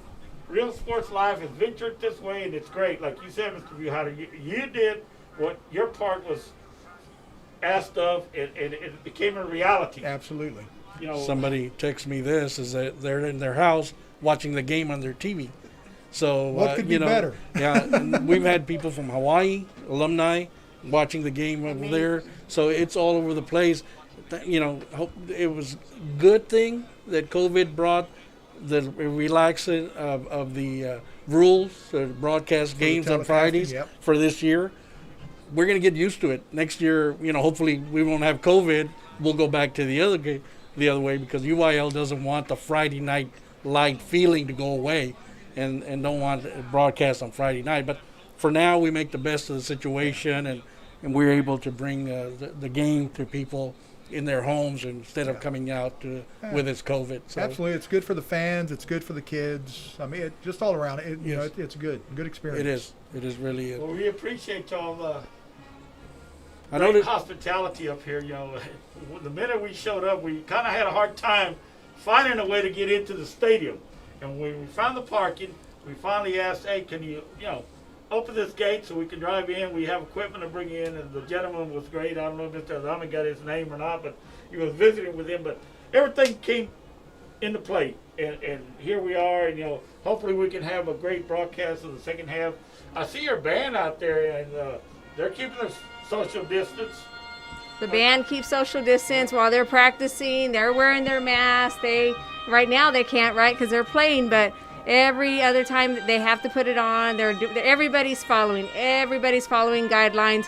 It was a late start this year with them because of COVID-19, but we got out there and we're getting ready. We noticed the field also is just like ours, because when we went ahead and contracted with Ellis, this was one of the field that they told us that they had built, your field here at Freer. Yeah. And so your field looks just like ours with off green on every 5-yard line and stuff. And so September 2015 is the first time they played out here. That's September it. Yeah. 2015. And it's kept up pretty good. Yeah, that's what I was saying. 5 years, and it looks great. 5 years, yes, sir. It's Mr. Viehouder, what kind of maintenance is maintaining this field to look so good? Well, I mean, we keep the stadium closed, so we use it throughout the season. But in the off season, we have a company that comes out, sanitizes it, refills all the filling in there to kind of keep up the maintenance. It's good. It looks There you good. go. It looks really good. Yeah. 5 years, and it looks new. Yeah. We didn't get an opportunity to walk on it like we normally do, so we're a little short on time. We had to get up here, but normally we get a walkthrough down there with the coaches of both teams and the players. But tonight we weren't able to. But yeah, it's what we got, the Buckaroo at the 50. Yep, the Buckaroo at the 50. We're very proud of our facilities. You know, our community really came together for the students, and we followed a bond, and we were able to get all these facilities for football field. And then shortly after that, in the spring season, we opened up our new Buckaroo Stadium, the Anderson Park. So we had our baseball and our softball field over there. So really nice facilities. What's your enrollment at the high school level here, Ms. Hinojosa? Right now, we're at 225 students. And we're at what, 320? Yeah. A little bit more than that. Yeah, we're like at 321, I think. We're a small 3A. Yeah. Small 3A. Y'all are a big 3A. A big 3A. Big 2A. I mean, I'm sorry, a big 2A. Yes, sir. Yes, sir. Classifications by UIL is you got X amount of students enrolled in your school. That's what who you will be competing against, UIL activities and extracurricular activities, and that's what we're saying. Taft is 3A Division II, which is small enrollment for the 3A class. Freer is a 2A, big enrollment Division I, yes. as far as Division Yes, 1 sir. and 2 goes. Yes, sir. And you're in the district, like I said, Three Rivers. We got 3 rivers, we have Fool Hill, Bloomington, Kennedy. Okay. Yeah, so we moved. So we moved this year. There's 5 of us in our district. Last year we were with Santa Maria, Fremont, La Villa, Rivera. So instead of going south, you're going to be going north. We're this going year. north, yes. Okay, and I think what's that, District 16? 16, yes. Okay. Now trying to keep up with all these realignments. This is the first year of realignment, and then with the situation as far as COVID goes, a lot of games were canceled. We brought out when we started the broadcast. This is officially Coach Williamson's first game as the Freer head football coach. Yes, and sir. He's at Miss Adamy. Coach Fran Adamy is our athletic director. Yes. And how long is, she's been here a while. Can you say? I'm not saying. Let's just say very experienced and very knowledgeable. Very experienced. She's a seasoned coach, and the key there was knowledgeable. Knowledgeable. Yeah, because extremely. it's athletic director nowadays. You got to, and even more now with the situations going on throughout the state. But the name Adamy, that is a legend name here in Freer that goes back long time ago. But in 1994, she brought home our volleyball state championship. Yeah, I remember that. Yeah, I remember that. Yeah. She's a legend here. We were talking to the broadcast, McMichaels, who was also a Freer Buckaroo back in the 80s. Steve McMichaels, yep. Played with the Graduated. Chicago Bears, and wears that Super Bowl ring, and went into the so-called sport of wrestling. And there was another Eckert, Jim Eckert. Jim right? Acker. Jim Acker. Yeah, you got some alumni here in Freer, and then of course everybody that's an outdoorsman. This is the brush country, Muy grande. Yeah. Yeah. and you have the Mi Grande. I think the name associated with Mi Grande is Guerra. Is that correct? Garza. Garza, okay. Garza. Yep. Garza, Leoned Garza. Leoned and Elda Garza. Is Mr. Garza still alive with Yes, us? he is. Yes, he is. And you go down to the Muy Grande and you find him there. You see him off to the side, and he'll be greeting different individuals. And their family, their son-in-law is one of our announcers here, and daughter works at one of the schools. The other daughter works at the other school. They're a great family. They're all around the Fur community. That's great to know. And I know that back home, we have a young man that this past hunting season, he was able to bring in I don't know if we would call it a wild boar or a hog, but he won the category that he entered at the Mi Grande competition for this past year. Okay. Yeah, so I believe his dad was probably at home listening to the broadcast. So yeah, so we got some ties to the Mi Grande here, and of course to the McMichaels, the Eckerts, and the Adamys. And now we got Mr. Buheider, and now Mr. Hinojosa, who is the principal of the high school. Jimmy, you got any questions for our guests here? No, I'm just impressed to notice on your website that you have full day pre-K for 3 years and 4-year-old, which is impressive for those kiddos starting out at that age. Yes. So I did notice, looked around on your website this morning a little bit. Our assistant superintendent, Dr. Frances Bettis, she works hand in hand with them, and she makes sure that whatever program is out there, we can get, for all of our students here at Freer. I noticed that. So they work real hard. Russell's a big asset to our school community, and anything that we need, we ask them. They support us, and they make sure everything, we're well taken care of We've here. got a fantastic administrative staff here. Well, that only makes your independent school district that much stronger. Mr. Buheider, I know there's a Buheider on the field. Is that relations to you? Yes, sir. That's my youngest son. Okay. Yeah, he's a sophomore this year. And we're going to ask you, put you on the spot. Are you related to the Buheiders from Corpus?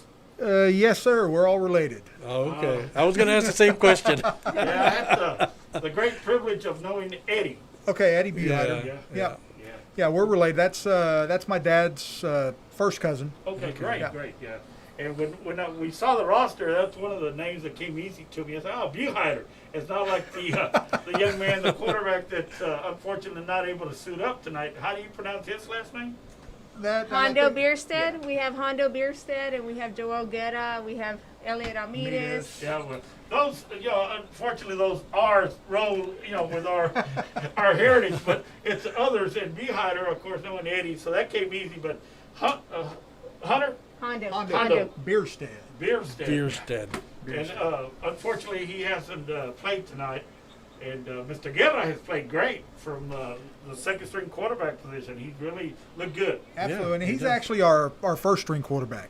Hondo this year moved to running back. There was a transition there. He moved into the running back spot. Okay. And he got a little dinged up last week, and so the coaches decided to rest him this week and get him ready for district. We're going to give you a scouting report so you can help us out for the second half. Hey, we're all family Hey, up here. we share a lot of things. No, really, we try to pick up things as we go. Unfortunately, like I said, we didn't have enough time to associate with the coaches, but Coach Williams faxed stats and roster and everything to our AD, and we put together what we could from the broadcast. Hey, we're small schools, and to bring this on the airways as far as the broadcast goes, that's great. Thanks to Real Sports Live. We're going to let y'all go back to your paying jobs. We appreciate y'all coming up here to have time. Thank you for having us. We Thanks for appreciate having it. Yep, We're going to be safe up here. All right. Sanitizer, extra sanitizer. And your Excellent. mask. Don't leave home without it. Yes. Well, we're still live up here, and we thank y'all for coming. Thank you very much for the hospitality. Appreciate And it. be safe driving home. Thank you. Oh, that's the key. We're definitely going to be trying to be safe. Follow the speed limit. Follow the Follow the speed speed limit. Follow the speed limit. It's 30.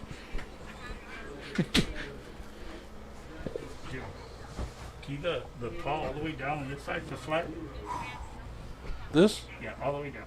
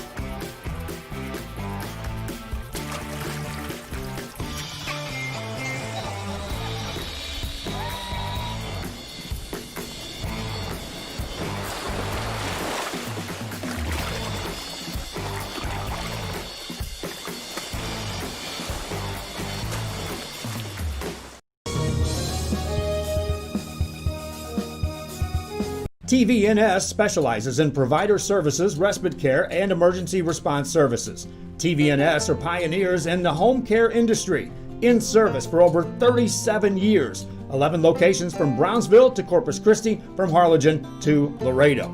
Today's game is sponsored by TVNS, the pioneers in serving our community with the highest quality in provider services.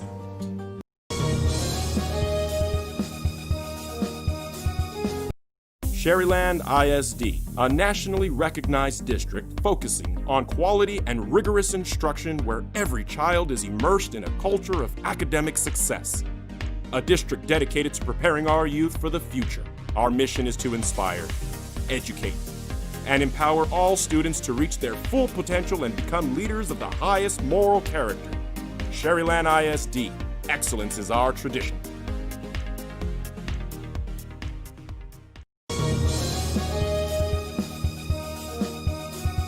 The kids are headed back to school, and this year, more than ever, they'll need internet they can rely on from VTX1 companies. Internet that makes the grade is vital to connect students at home with teachers and professors alike. Our friendly staff is standing by to give you any help you may need. For a limited time only, get free installation from a company headquartered in the Rio Grande Valley. Call VTX1 at 1-800-446-2031. VTX1 Companies, connecting you since '52.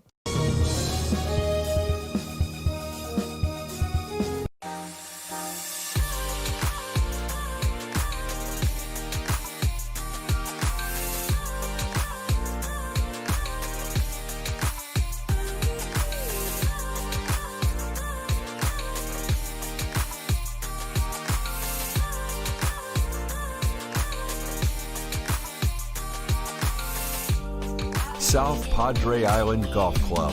Come for a visit. Stay for a lifetime.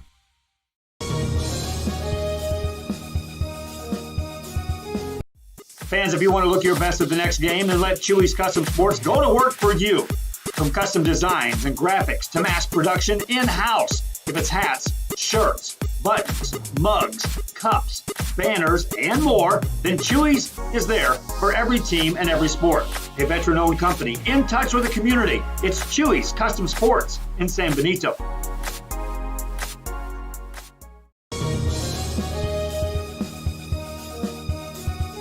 Come and enjoy 2 full days of Texas Fest on March 13 and 14 at the San Benito Fairgrounds. Experience the Battle of the Alamo. See the fabulous Grammy winner Eddie the Reina Yavante and legendary Jaime de Anda, plus Los Garcia Brothers, Sereno, H3, Grupo Ácido, huge car show, market days, and join the IBCA State Championship Cook-Off. Take in native Indian, folklorico, and Aztec dancers, Reyes dancing horses, and rock climbing wall and games. Don't miss Texas Fest in San Benito. Music lovers, you have to stop and see the assortment of records, tapes, and records memorabilia at Forever Memories today.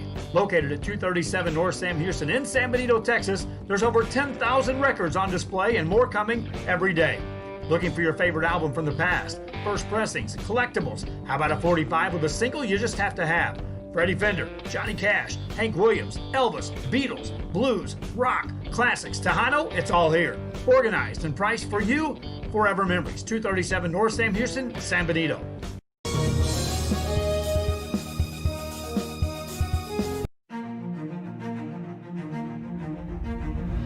At HCISD, we move the needle forward every day. We'll blaze a trail for future generations. It's not just about equipping students with skills for the future. We awaken their potential and empower them to make good choices. No matter where you're from or where you're headed, there's a place for you to flourish at HCISD. Welcome back to Freer Country. Halftime almost over. The Greyhounds on top of the score, 27-8. And we'd like to thank Ms. Hinojosa, the principal of the high school, along with Mr. Buheider, as our halftime guest here in Freer. And Greyhounds getting ready to come back out on the field. Freer Buckaroos were out here stretching a while ago, but here comes the Greyhounds as we await the Freer Buckaroos, and here come the Freer Buckaroos. 20 seconds left at halftime. Score 27, Taft Greyhounds, Freer Buckaroos 8.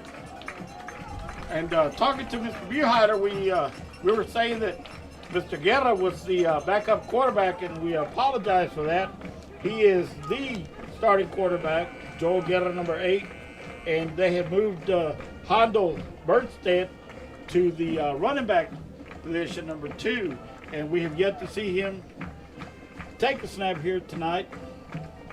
As we anticipated coming into this game, it would be more of a passing game as far as Freer went, and the Greyhounds keeping with their running attack that has gotten them 2 victories this season. One over the Woodsboro Eagles, and last week in Taft against the West Oso Bears. Jimmy, were you able to pick up any scores? Or we apologize on the stats. We got busy with our halftime guests as we get ready here for the start of the second half. And we're going to try to make some adjustments as far as the sound goes, as far as the video goes. So we should be good to go there, Mr. John. What do you think? I think we're good. We're going to change this to the third quarter. There we go. All righty. Right at the end of the first half, I failed to mention RJ's wife, the new mother. She had a lot to do with bringing little RJ into the world. So I would be remiss that I didn't acknowledge Linda for being the mother that brought little RJ to the world. So congratulations to all the Esparzas. Miss Linda Trevino Esparza, the proud mother of the little RJ around. The little RJ. Great, great. As the kickoff occurs here to start the second half, on the return there for the Greyhounds was Brian Salcido, and he's getting to play quite a bit on the special teams here for the Greyhounds, and we'll see what adjustments were made at halftime. Scored 27-8. Greyhounds on top of the Freer Buckaroos here as we start the second half. Great attendance on both sides of the field. We talked about all the precautions that have been taken safe-wise, and we see, the people keeping the social distances. Even up here in the press box, we're trying to keep our distance. Got sanitizer all over the press box and trying to keep our mask on. We had some people tell us that maybe we were talking behind the mask, that the sound wasn't coming out clear, and yes, we are. We're trying to be safe up here. But now we got a penalty against the Greyhounds, so we start the second half. Here's Josh Suarez calling the signals. Handoff there to number 8. Steven Rivera gets the start here in the second half, along with Jeremiah Sanchez. And Marco Cerda got to start off that tackle position, drove his man about 10, 15 yards downfield. Number 52, the senior there. And, we say the average weight of the Greyhounds interior offensive line is at 260 or 290. I think we're at 260 right now to start the second half with. Looking for some room to run. That's Jeremiah Sanchez with those moves, going down the far sideline, still trying to pick up a blocker. That little brother blocking for him. Jeremiah touchdown. Sanchez. I don't see no flags. No flags. No Referee flags. Put him down. Little brother blocking from big brother there. Now they're going to be shaking hands and giving each other bumps down there. Nice. Nice way to start the half. Whoa. He broke several tackles there, and as we would say, he broke several ankles on those moves that he put down that far sideline. Jeremiah Sanchez, I believe that's number 3 for the night for him, Jimmy. Yes. First touchdown of the night for Jeremiah Sanchez, the senior. Starts it off here in the second half. It only took, 57 seconds to get on the board here. 57 seconds. 11:03 left in the quarter. Greyhounds go up 33-8 with a PAT coming off the foot of Daniel Perez. Oh, high snap. He's looking to run. Still on his feet, still trying to fight. Doesn't break it. I believe there's a flag on the far side there, Jimmy. But Daniel Perez trying to get in that end zone with that high snap that he picks up, but we'll see what the call is, if it's going to be a repeat of the PAT or offsides. Offside against Freer. So I would say the Greyhounds will do it again. Yes, sir. This time they may go for 2. We're trying to pick up where Daniel Perez goes. where Sean Suarez goes. What is the call from the referee will put the ball in play. Sean Suarez comes back on the playing field with the play. Looks like he has Steven Rivera in the backfield along with Jeremiah Sanchez. Wait for the snap. Direct snap to Steven Rivera. Number 8 goes in for the PAT. Walks in. Yeah, walks in, as you call it, put the score up 35-8 with that 2-point attempt that was good. 35-8 with 11:03 left. And folks, we tried it before, and we're going to try it here again. See if we can get an instant replay. Nope, we're still set up for a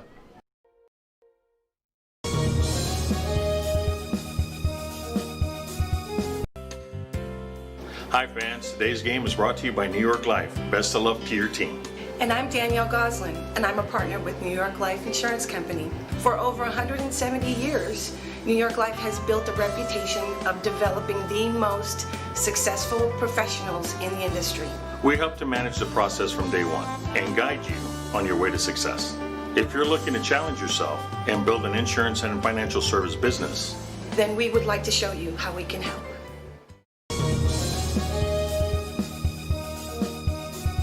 When in Port Mansfield, go back to live action here from Freer.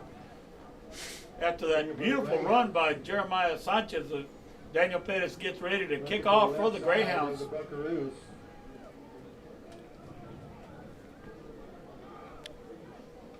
There's a kick coming up high, ball heading at the 29. That's going to be an interesting call. Yeah, it is. I think. Go ahead, Jimmy. I think Taft got the ball. I don't think Freer touched it, and excitement on the far side from the Greyhound staff and players. We're waiting for the official call from the head judge, head official.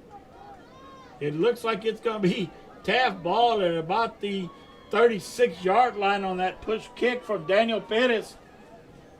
Great hustle down that far sideline. We weren't able to get the number of the Greyhound that came up with that key recovery, but Greyhound's in business here at the 36-yard line, 1st and 10.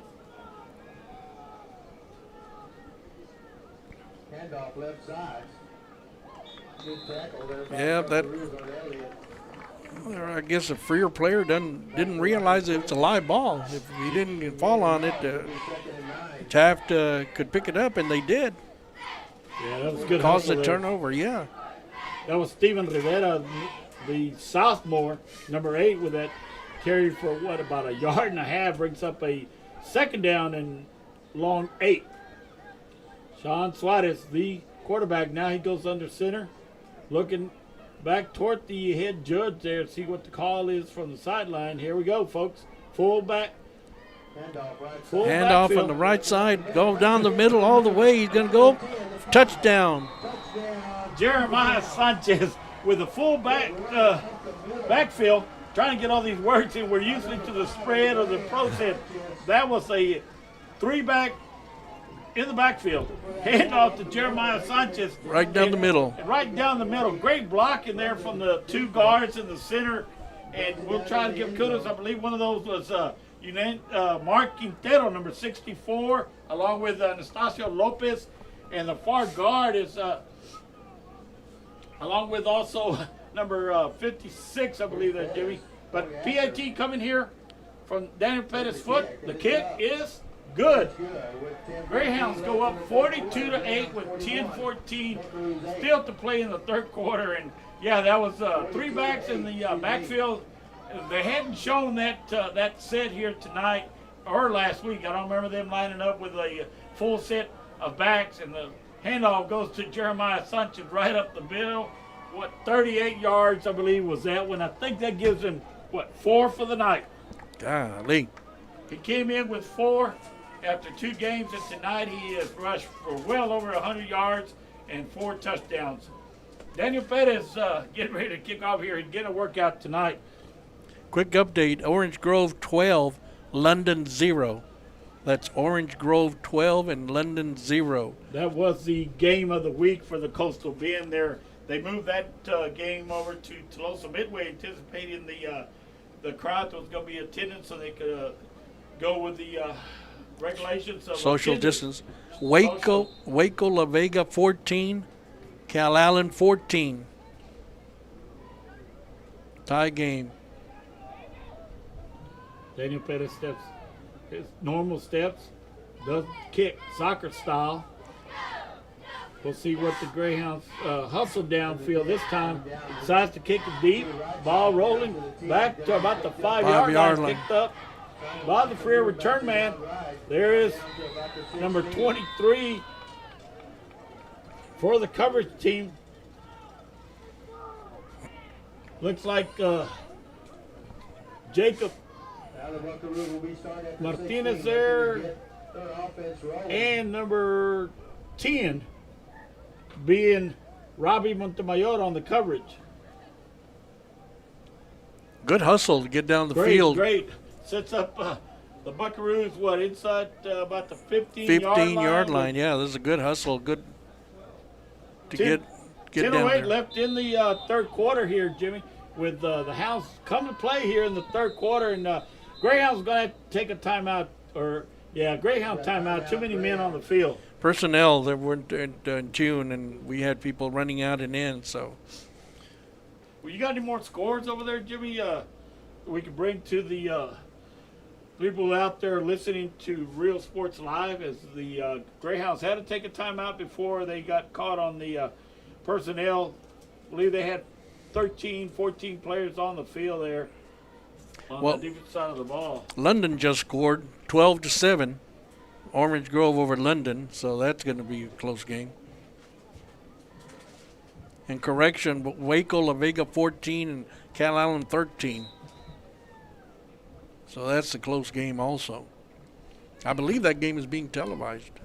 Yes, I believe so, out of San Marcos, Texas State Stadium there, Bobcat Stadium. If we go back to play, Freer Buckaroos trying to make something happen here in the third quarter. The House defense comes alive. Ball's on the ground. It looks like we'll wait for the official call. Freer got the ball. Looked like the young man number 2 there, Joseph Espinosa, from that cornerback position, comes up with a big stop along with Jarek Martinez, or should I say, Jarek Martinez there gets another credit for a tackle. Cornerbacks and the linebackers making quite a few tackles here tonight.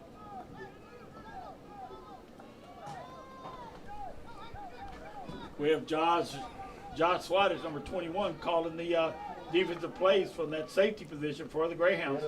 Roll out by Guerra, keeper. Nowhere to go. Wholesome defensive players there for the Greyhounds. Looks like Bradley Ortiz along with number 58. See, it seemed like Coach Castellanos went back in the halftime and sort of tightened down the defense. Oh yeah, for sure. And they're not letting Guerra just be running around like it was in the first half. Well, that's what it's all about at halftime. You got to make adjustments, and for sure, when you have a good coaching staff that can work together, that's the difference. Yep. You know, you're up 42-8, but you still got to stay on the gas. There it goes again. Looked like number 2. I'll give credit to Joseph, along with Jarek Martinez, brings up a fourth down and long, along with also number 21 in on the stop there was little Josh Swatters. You ought to give credit where it's due, Jimmy. Yes. The defense has definitely stepped up here in the third quarter. 8-16 and counting. Greyhounds on top of the score, 42-8. It's been all Greyhounds here at the start of the second half. Depending on where this kick in, Taft has not been on their side of the field. All the balls have been on Freer side of the field. So a timeout. Freer takes a timeout and wanted to talk it over and see what they're going to do. We're going to take a break. Madre Baits, the home of Laguna Girl 1 and 2. They ensure that you have the best when it comes to your fishing needs. Locally caught bait, including live shrimp and croaker. Frozen baits, caught locally, frozen shrimp, squid, mullet, and more. Dress the part with full outdoor apparel. Drinks, ice, snacks, groceries, and fishing supplies for any need. Access by road or by boat. Look for the Blue Building and the Blue Shrimp Boats, Laguna Madre Baits. 828 Westport Drive, Port Mansfield, Texas. Forever Memories Antiques and Collectibles, located at 237 North Sam Houston in San Benito, is filled with vintage items, collectibles, and a selection of vinyl records. Okay, good. Here you go, punts off, takes a freer bounce all the way back to the 44-yard line, 39-yard line. Zach Martinez, the deep man for the Greyhound return team, decides to just let the ball bounce. Normally he'd been taking those and trying to return them, but this time he lets it bounce, and it's to the Buckaroos' advantage. It bounced almost 15 yards. It sure did. Sets up the Greyhounds right at about the 39.5-yard line. 1st and 10 for the Hounds. 7:32 left in the third quarter, 42-8. Here comes the 290 line there. We average 290 with tackle to tackle. What's on the field right now, so I would anticipate a running attack right here. You got full backfield again? Yes. Under center. On the left side. Nope, nowhere to go. Looked like Jeremiah Sanchez there from that halfback position. Yep. No, Steven Rivera, number 8, yeah. Lined up at the halfback position along with Jeremiah Sanchez. Looked like a fullback was Kristen Barrios, number 27. I bet you he would wish that he could carry the ball. Now, Kristen's got some moves, got some speed, so we'll see what happens here if they stay in that same set. 3 backs in the backfield. Here comes Sean Suarez with the play from the sideline. Coach Rios, the offensive coordinator, giving the play to Suarez, and we'll see full backfield again. Kind of a semi-wishbone set. Yep. Not much there. Jeremiah Sanchez there with nowhere to go, brought down after no kind of yardage at all. Brings up a 3rd down and what, about 11, Jimmy? Yes, it seems like that. It seemed like the coaches maybe are pulling back on the reins. And as you can see, there's no more shotgun position for the quarterback. It's all under center. Well, you know, it's great to work your quarterback under center. Yeah. Work on those snaps like that when the direct snap as far as the spread offense goes, you know, it gives you time to look around. But now with Suarez, as you point up, working under center with a full backfield. Yep. It seemed like they're content to maybe slowing the game down as far as plays go and speeding up the clock. Steven Rivera, number 8, gets the carry there, and I believe we're going to have a timeout on the field. And we're going to break away from it in a minute. Every shelf, every aisle, and table is filled daily by a number of vendors that ensures that something here just might be the item you have to have. The vinyl record area helps bring an added atmosphere that makes for the fun trip when stepping back in time with the memories. Forever Memories, Antiques and Collectibles in San Benito.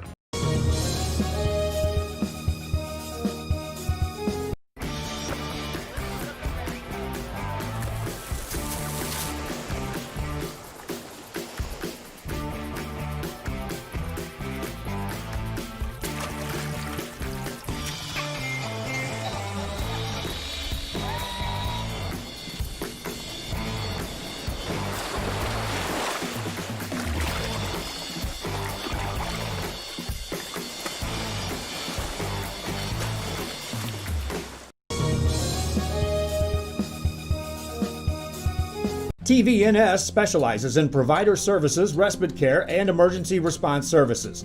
TVNS are pioneers in the home care industry, in service for over 37 years. 11 locations from Brownsville to Corpus Christi, from Harlingen to Laredo.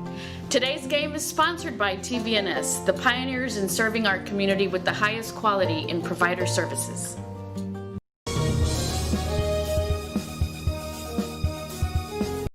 Sherryland ISD, a nationally recognized district focusing on quality and rigorous instruction where every child is immersed in a culture of academic success.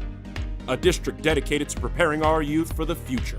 Our mission is to inspire, educate, and empower all students to reach their full potential and become leaders of the highest moral character. Sherryland ISD, excellence is our tradition.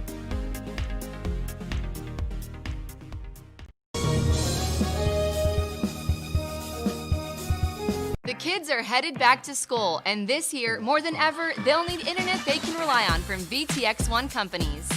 Internet that makes the grade is vital to connect students at home with teachers and professors alike. Our friendly staff is standing by to give you any help you may need. For a limited time only, get free installation from a company headquartered in the Rio Grande Valley. Call VTX1 at 1-800-446-2031. VTX1 Companies, connecting you since 52.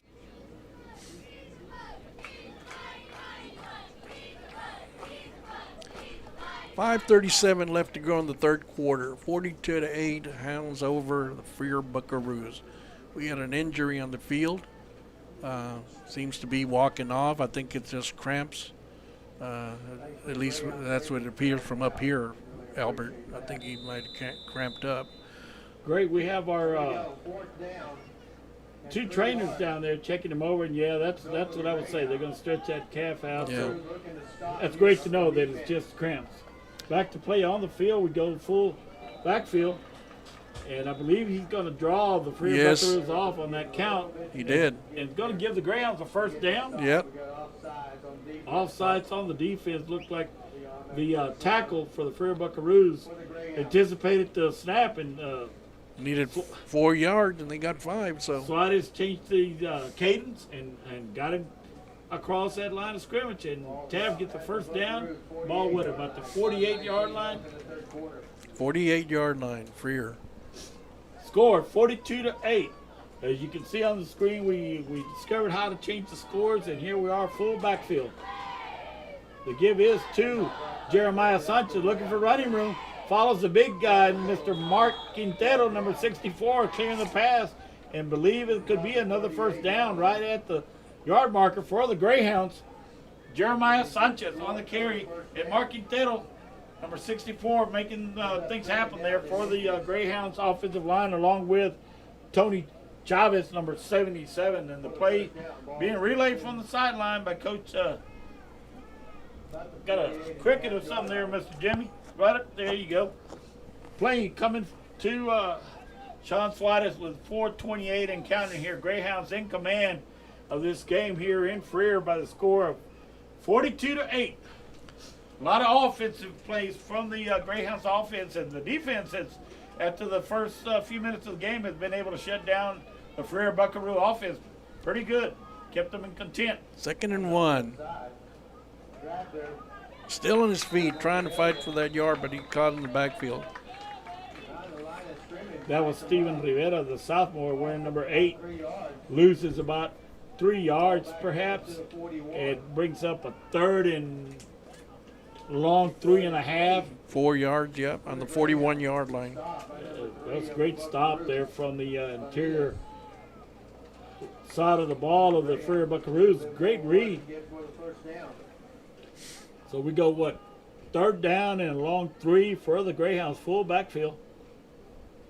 The give is to Sanchez. Nice read there from the defensive side of the ball. I don't think he's going to get the first down. But he's fighting for every yard, I'm going to tell you. We'll try to get number 52 there for the Freer Buckaroos.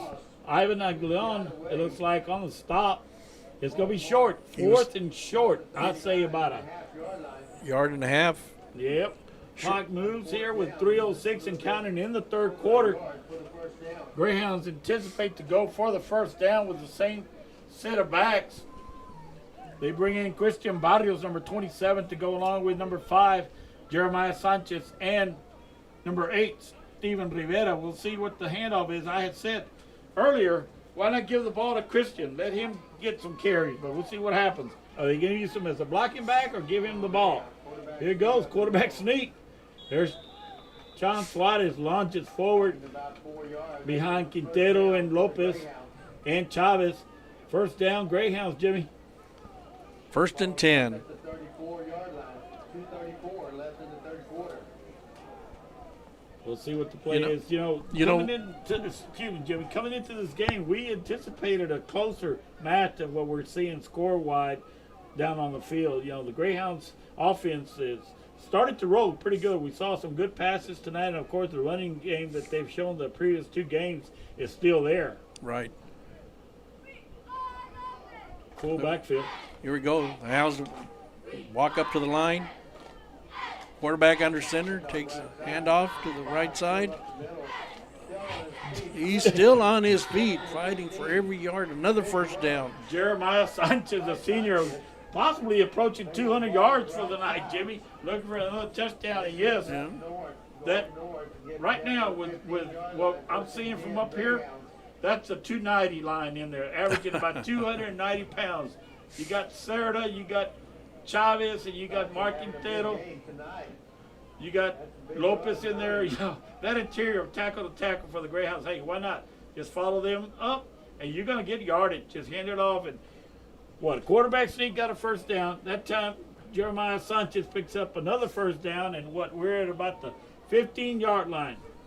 Hounds knocking on the door for another touchdown. Another handoff to the left side. Steven Rivera, number 8. For the touchdown, the Southmore gets another one. Get another touchdown. And that is going to put the score with a PAT to come. 48 for the Greyhounds, 8 for the Freer Buckaroos. And yes, the Southmore gets a TD here in Freer country. The PAT coming off the attempt of Daniel Pettis here.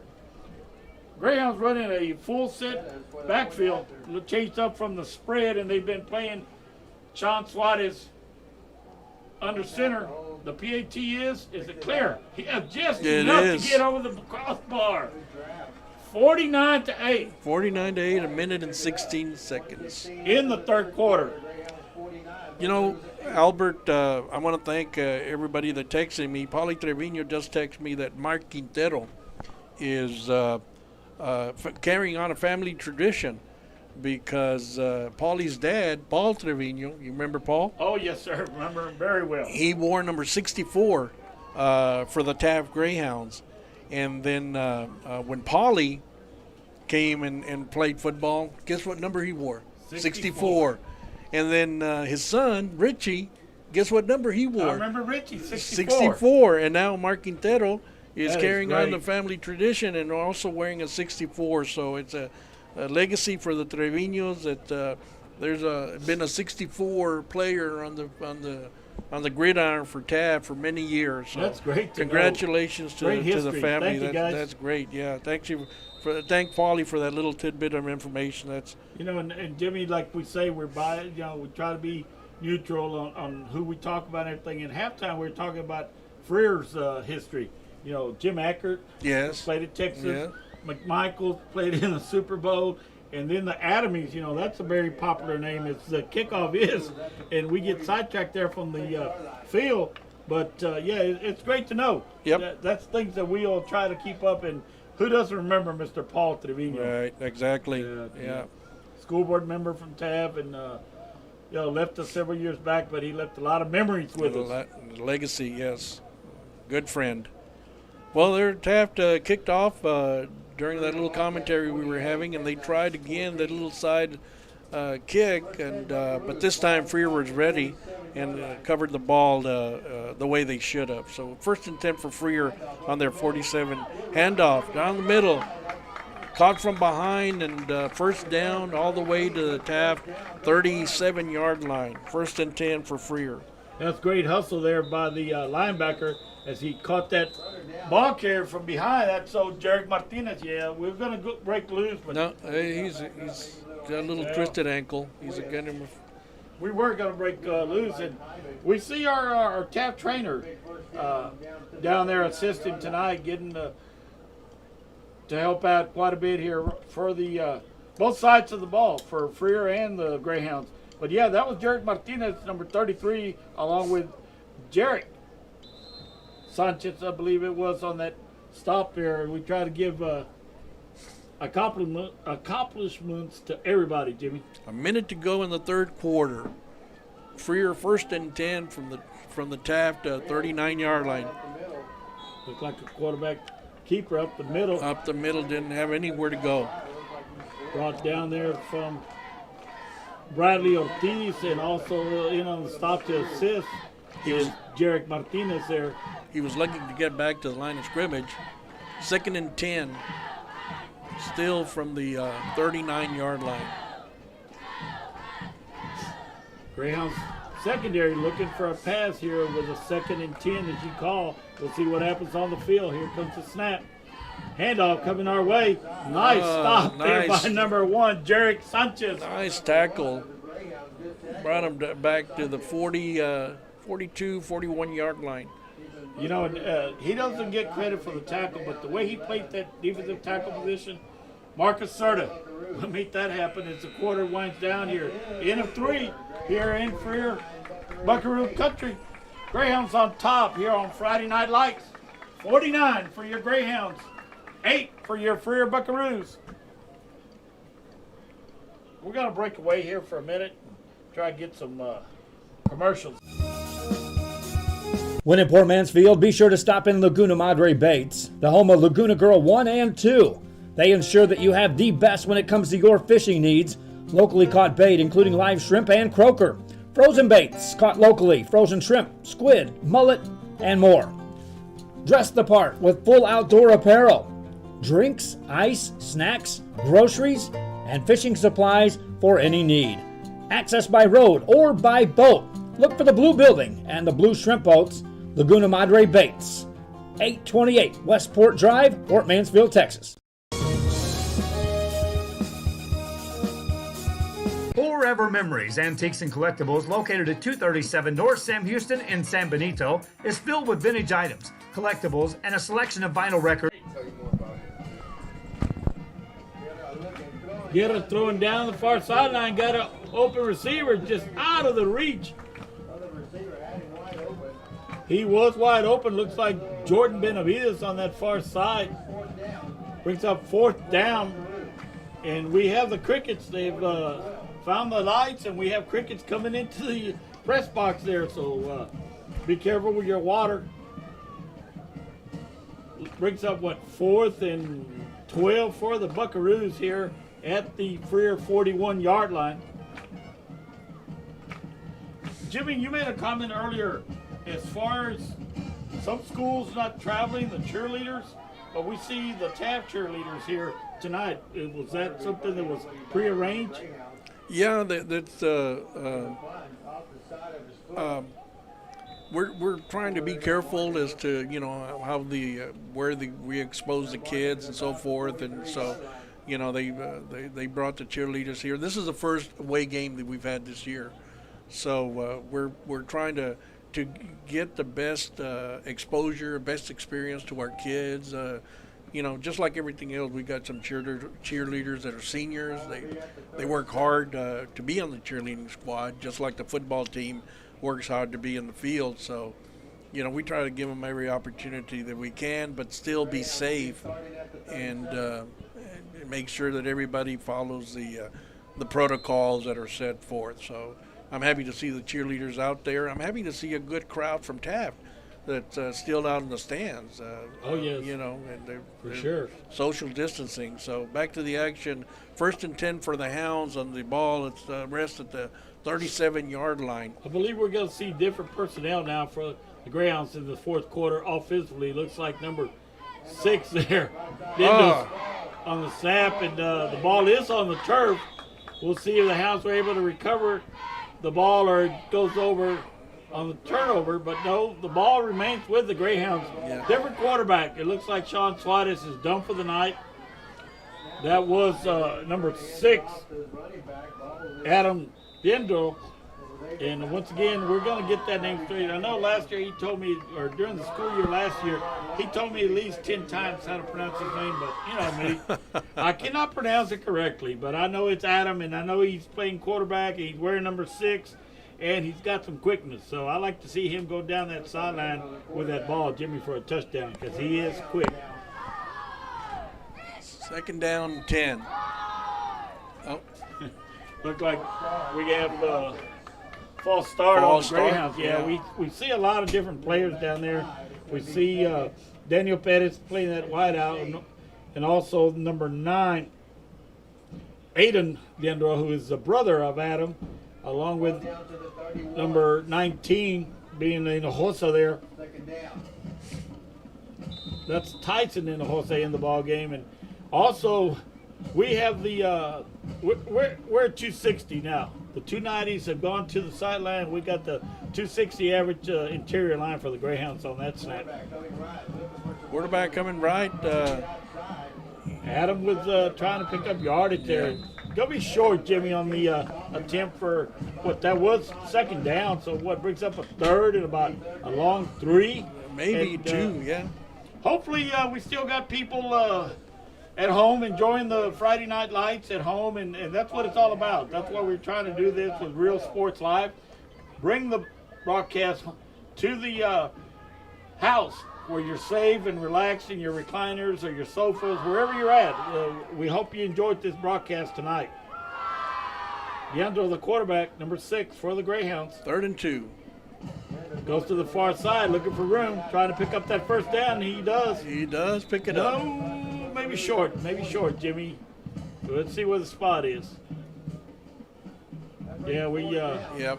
It looks like it's going to be pretty much a running attack for the Greyhounds here the rest of the game, but the spot is going to bring up a 4th, and what do? You punt the ball away, 2 Freer. The clock is still counting down, 9:47 left in the ball game. Greyhounds on top of a score of 49-8.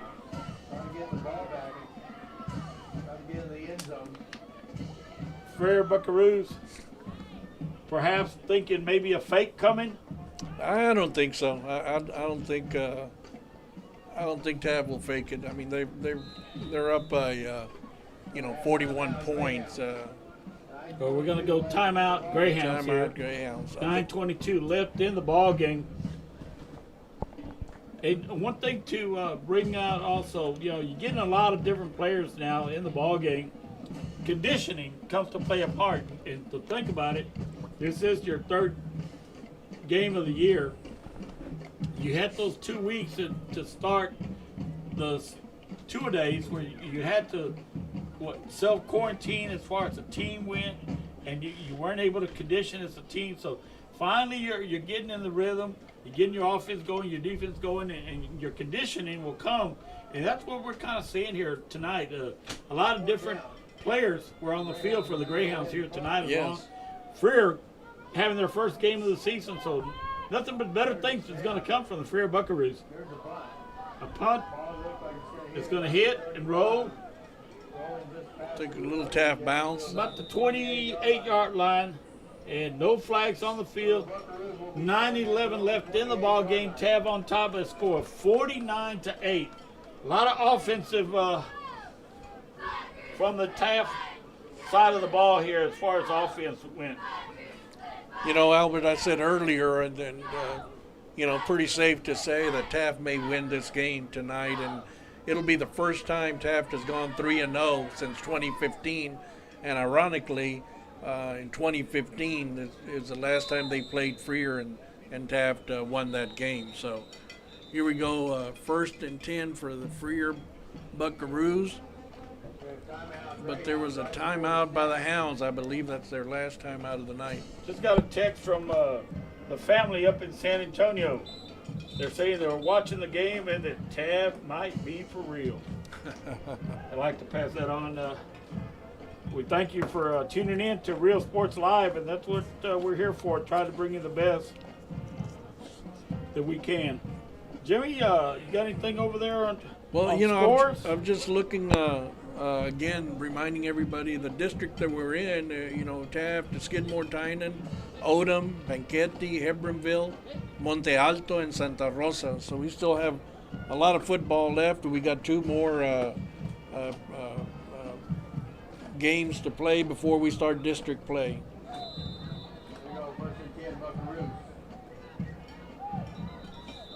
Looks like there might be a flag on the field. Yes. Looks like movement. We'll wait and see what happens.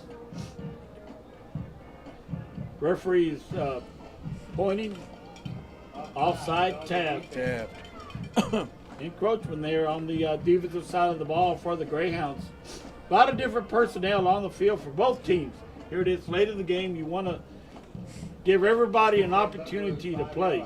And that's what's occurring from both sides of the ball here for the Freer Buckaroos and the Greyhounds. Snap. Guerra keeps coming our way. Looking for running room. Looking for blockers. Still on his feet. Pick up maybe 5 yards. Close to a first down. We'll see where the spot is. Could be about a yard short with second down and about second down a long yard and a half at about the 38-yard line. 8:42 and counting here for the ball game. Greyhounds on top, score 49-8. Fourth quarter score: Orange Grove 26, London 20. That is the game of the week for the Coastal being there.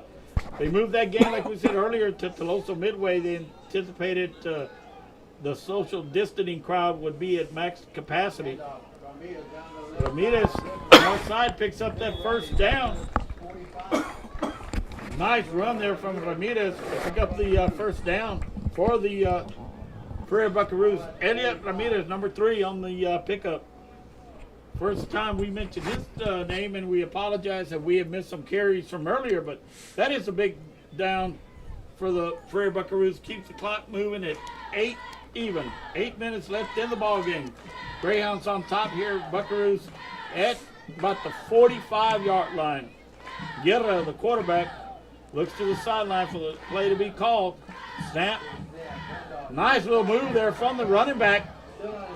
Still on his feet. That was a nice little move there by the running back of the Freer Buckaroos. That was Jaime Perez, number 18. Good stop there from the defensive side of the ball. Looked like number 22 for the defensive secondary. The Greyhounds coming up to make the stop.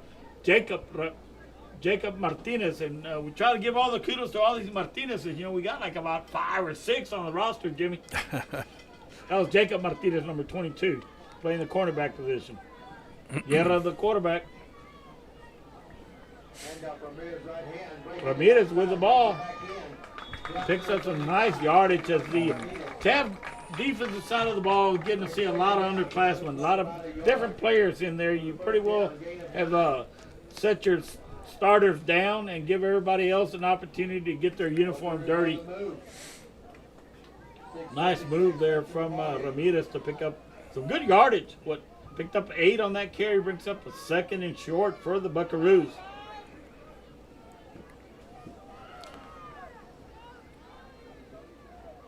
Waco La Vega 21, Cal Allen 13. Quarterback with a keeper trying to make something happen, but no.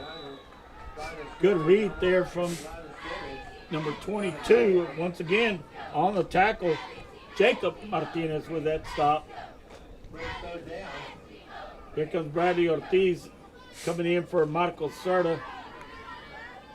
Marcos has played a great game here, playing both ways here tonight. The senior wearing number 52 gets a breather. 6:07 and counting here in the ball game. Greyhounds on top of the score of 49-8 over the Freer Buckaroos. Snap. Guerra looks, has running room, looking down. Perhaps another first down. We'll see what happens on the spot. At about the 28-yard line, should be another first down for the Buckaroos. Just taking anything that's given to them. That was the quarterback, Guerra, on the keeper. Getting the first down. Ball at 5:50 and counting here. Ball at about the 28-yard line. Freer trying to get another score in. So you want to work your plays in. You want to get in sync and work on something for next week. Here it is, Ramirez with a carry right up the middle, number 3. Nice little carry there from Elia Ramirez for the Buckaroos. And as you call it, they're trying to get in to the end zone, put some points on the board. You know, and conditioning is going to play a part. You know, this is officially Freer's first game of the season. The numbers, probably, 20 players on the team as far as the varsity goes. I don't know. They're filling a junior varsity. But, we talked about the enrollment size. A little bit over 200 students at the high school level. They are a Division 2A, big school as we call it, Division 1. The conditioning comes to play a part right here. Right here. Third game of the season for the Greyhounds, and officially the first game of the season for the Freer Buckaroos. 5 minutes left to go in the fourth quarter.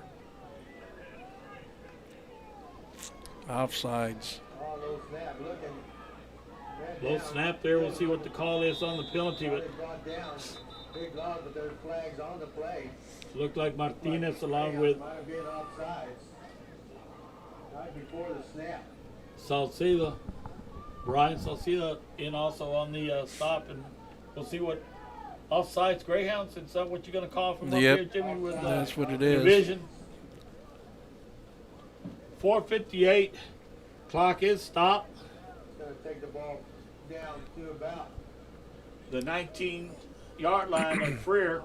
18-yard line, 19-18. What, second and short for the Freer Buckaroos. Here it's Guerra calling the signals. Hand off to the left side. He's going. Touchdown. Touchdown. Elian Ramirez gets around the corner and turns it on with his speed. Brings the Freer crowd to their feet here with 4:47 and counting.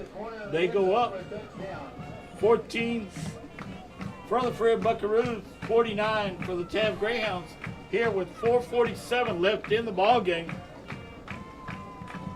He showed some quickness coming around, some good blocking from that interior line of the Freer Buckaroos. We'll see what happens here for the PAT. It looks like Guerra looks toward the sideline for the next call for the coaching staff. PAT to come. They will go for two, Jimmy. Yes, that's what they did the first time. So I don't think they have kicker. Yeah, a good pass.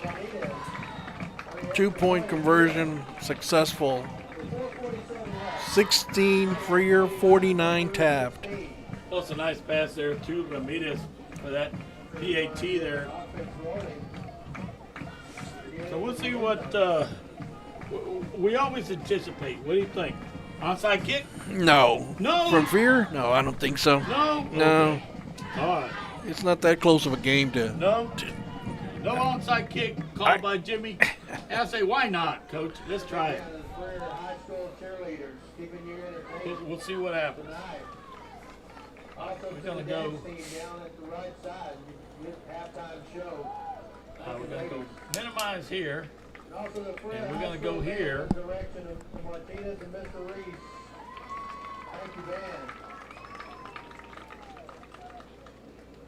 And here, I'm going to go here.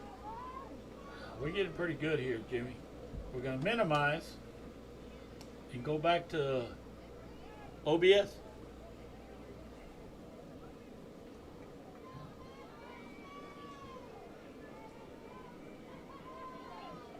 Says it's already running. Here we go, John. So I went here. There's the kick. Little short squibbler there. Hopefully by next week we got all these kicks. We know how to do the score. We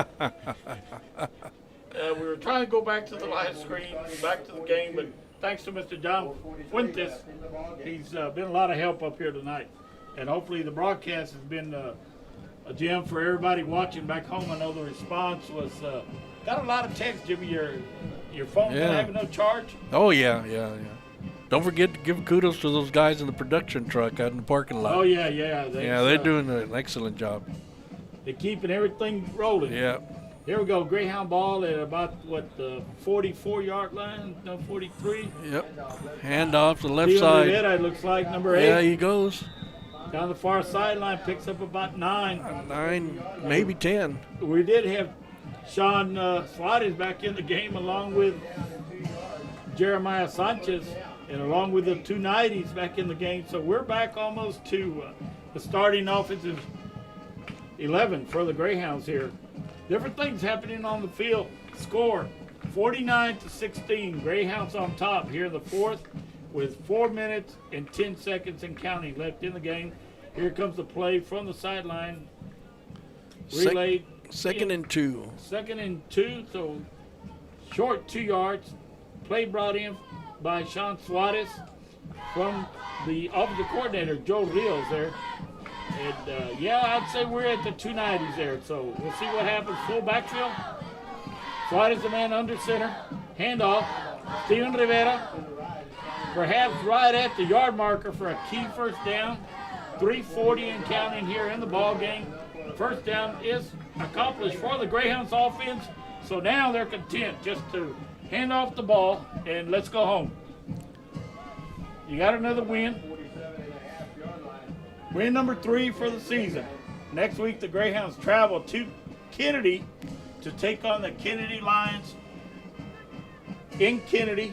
So we didn't pick up a score, but I know last week Kennedy suffered a setback to the Skidmore Tynan Bobcats, and we thought we had the schedule for Kennedy. We'll look it up, but we know the Greyhounds travel to Kennedy for next week's game.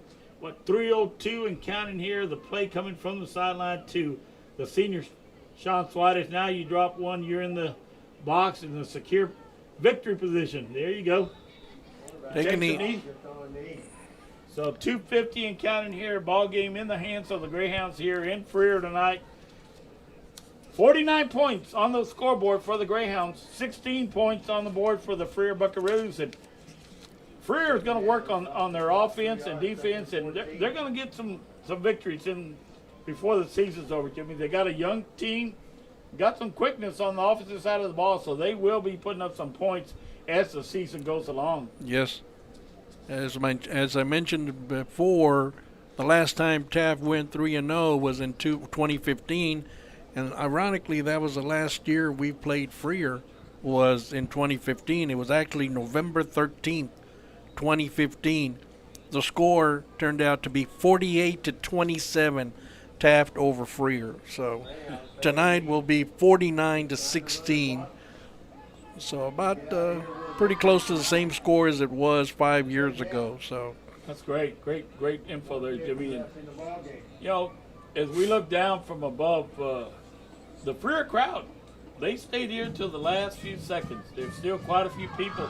The Taft crowd, we look across the field, I'd say there's probably about 60 to 80 people over there, all social distancing. Same number of people that started out the game. They're still here. They want to cheer on the Hounds as they leave the field tonight. So, you know, and I kudos see to them. A lot of people wearing their masks still, Jimmy. Yeah. That's what, almost 3 hours of you sitting in the stands with a mask on. And now the Hounds are content as the clock is counting 1:10. One more snap.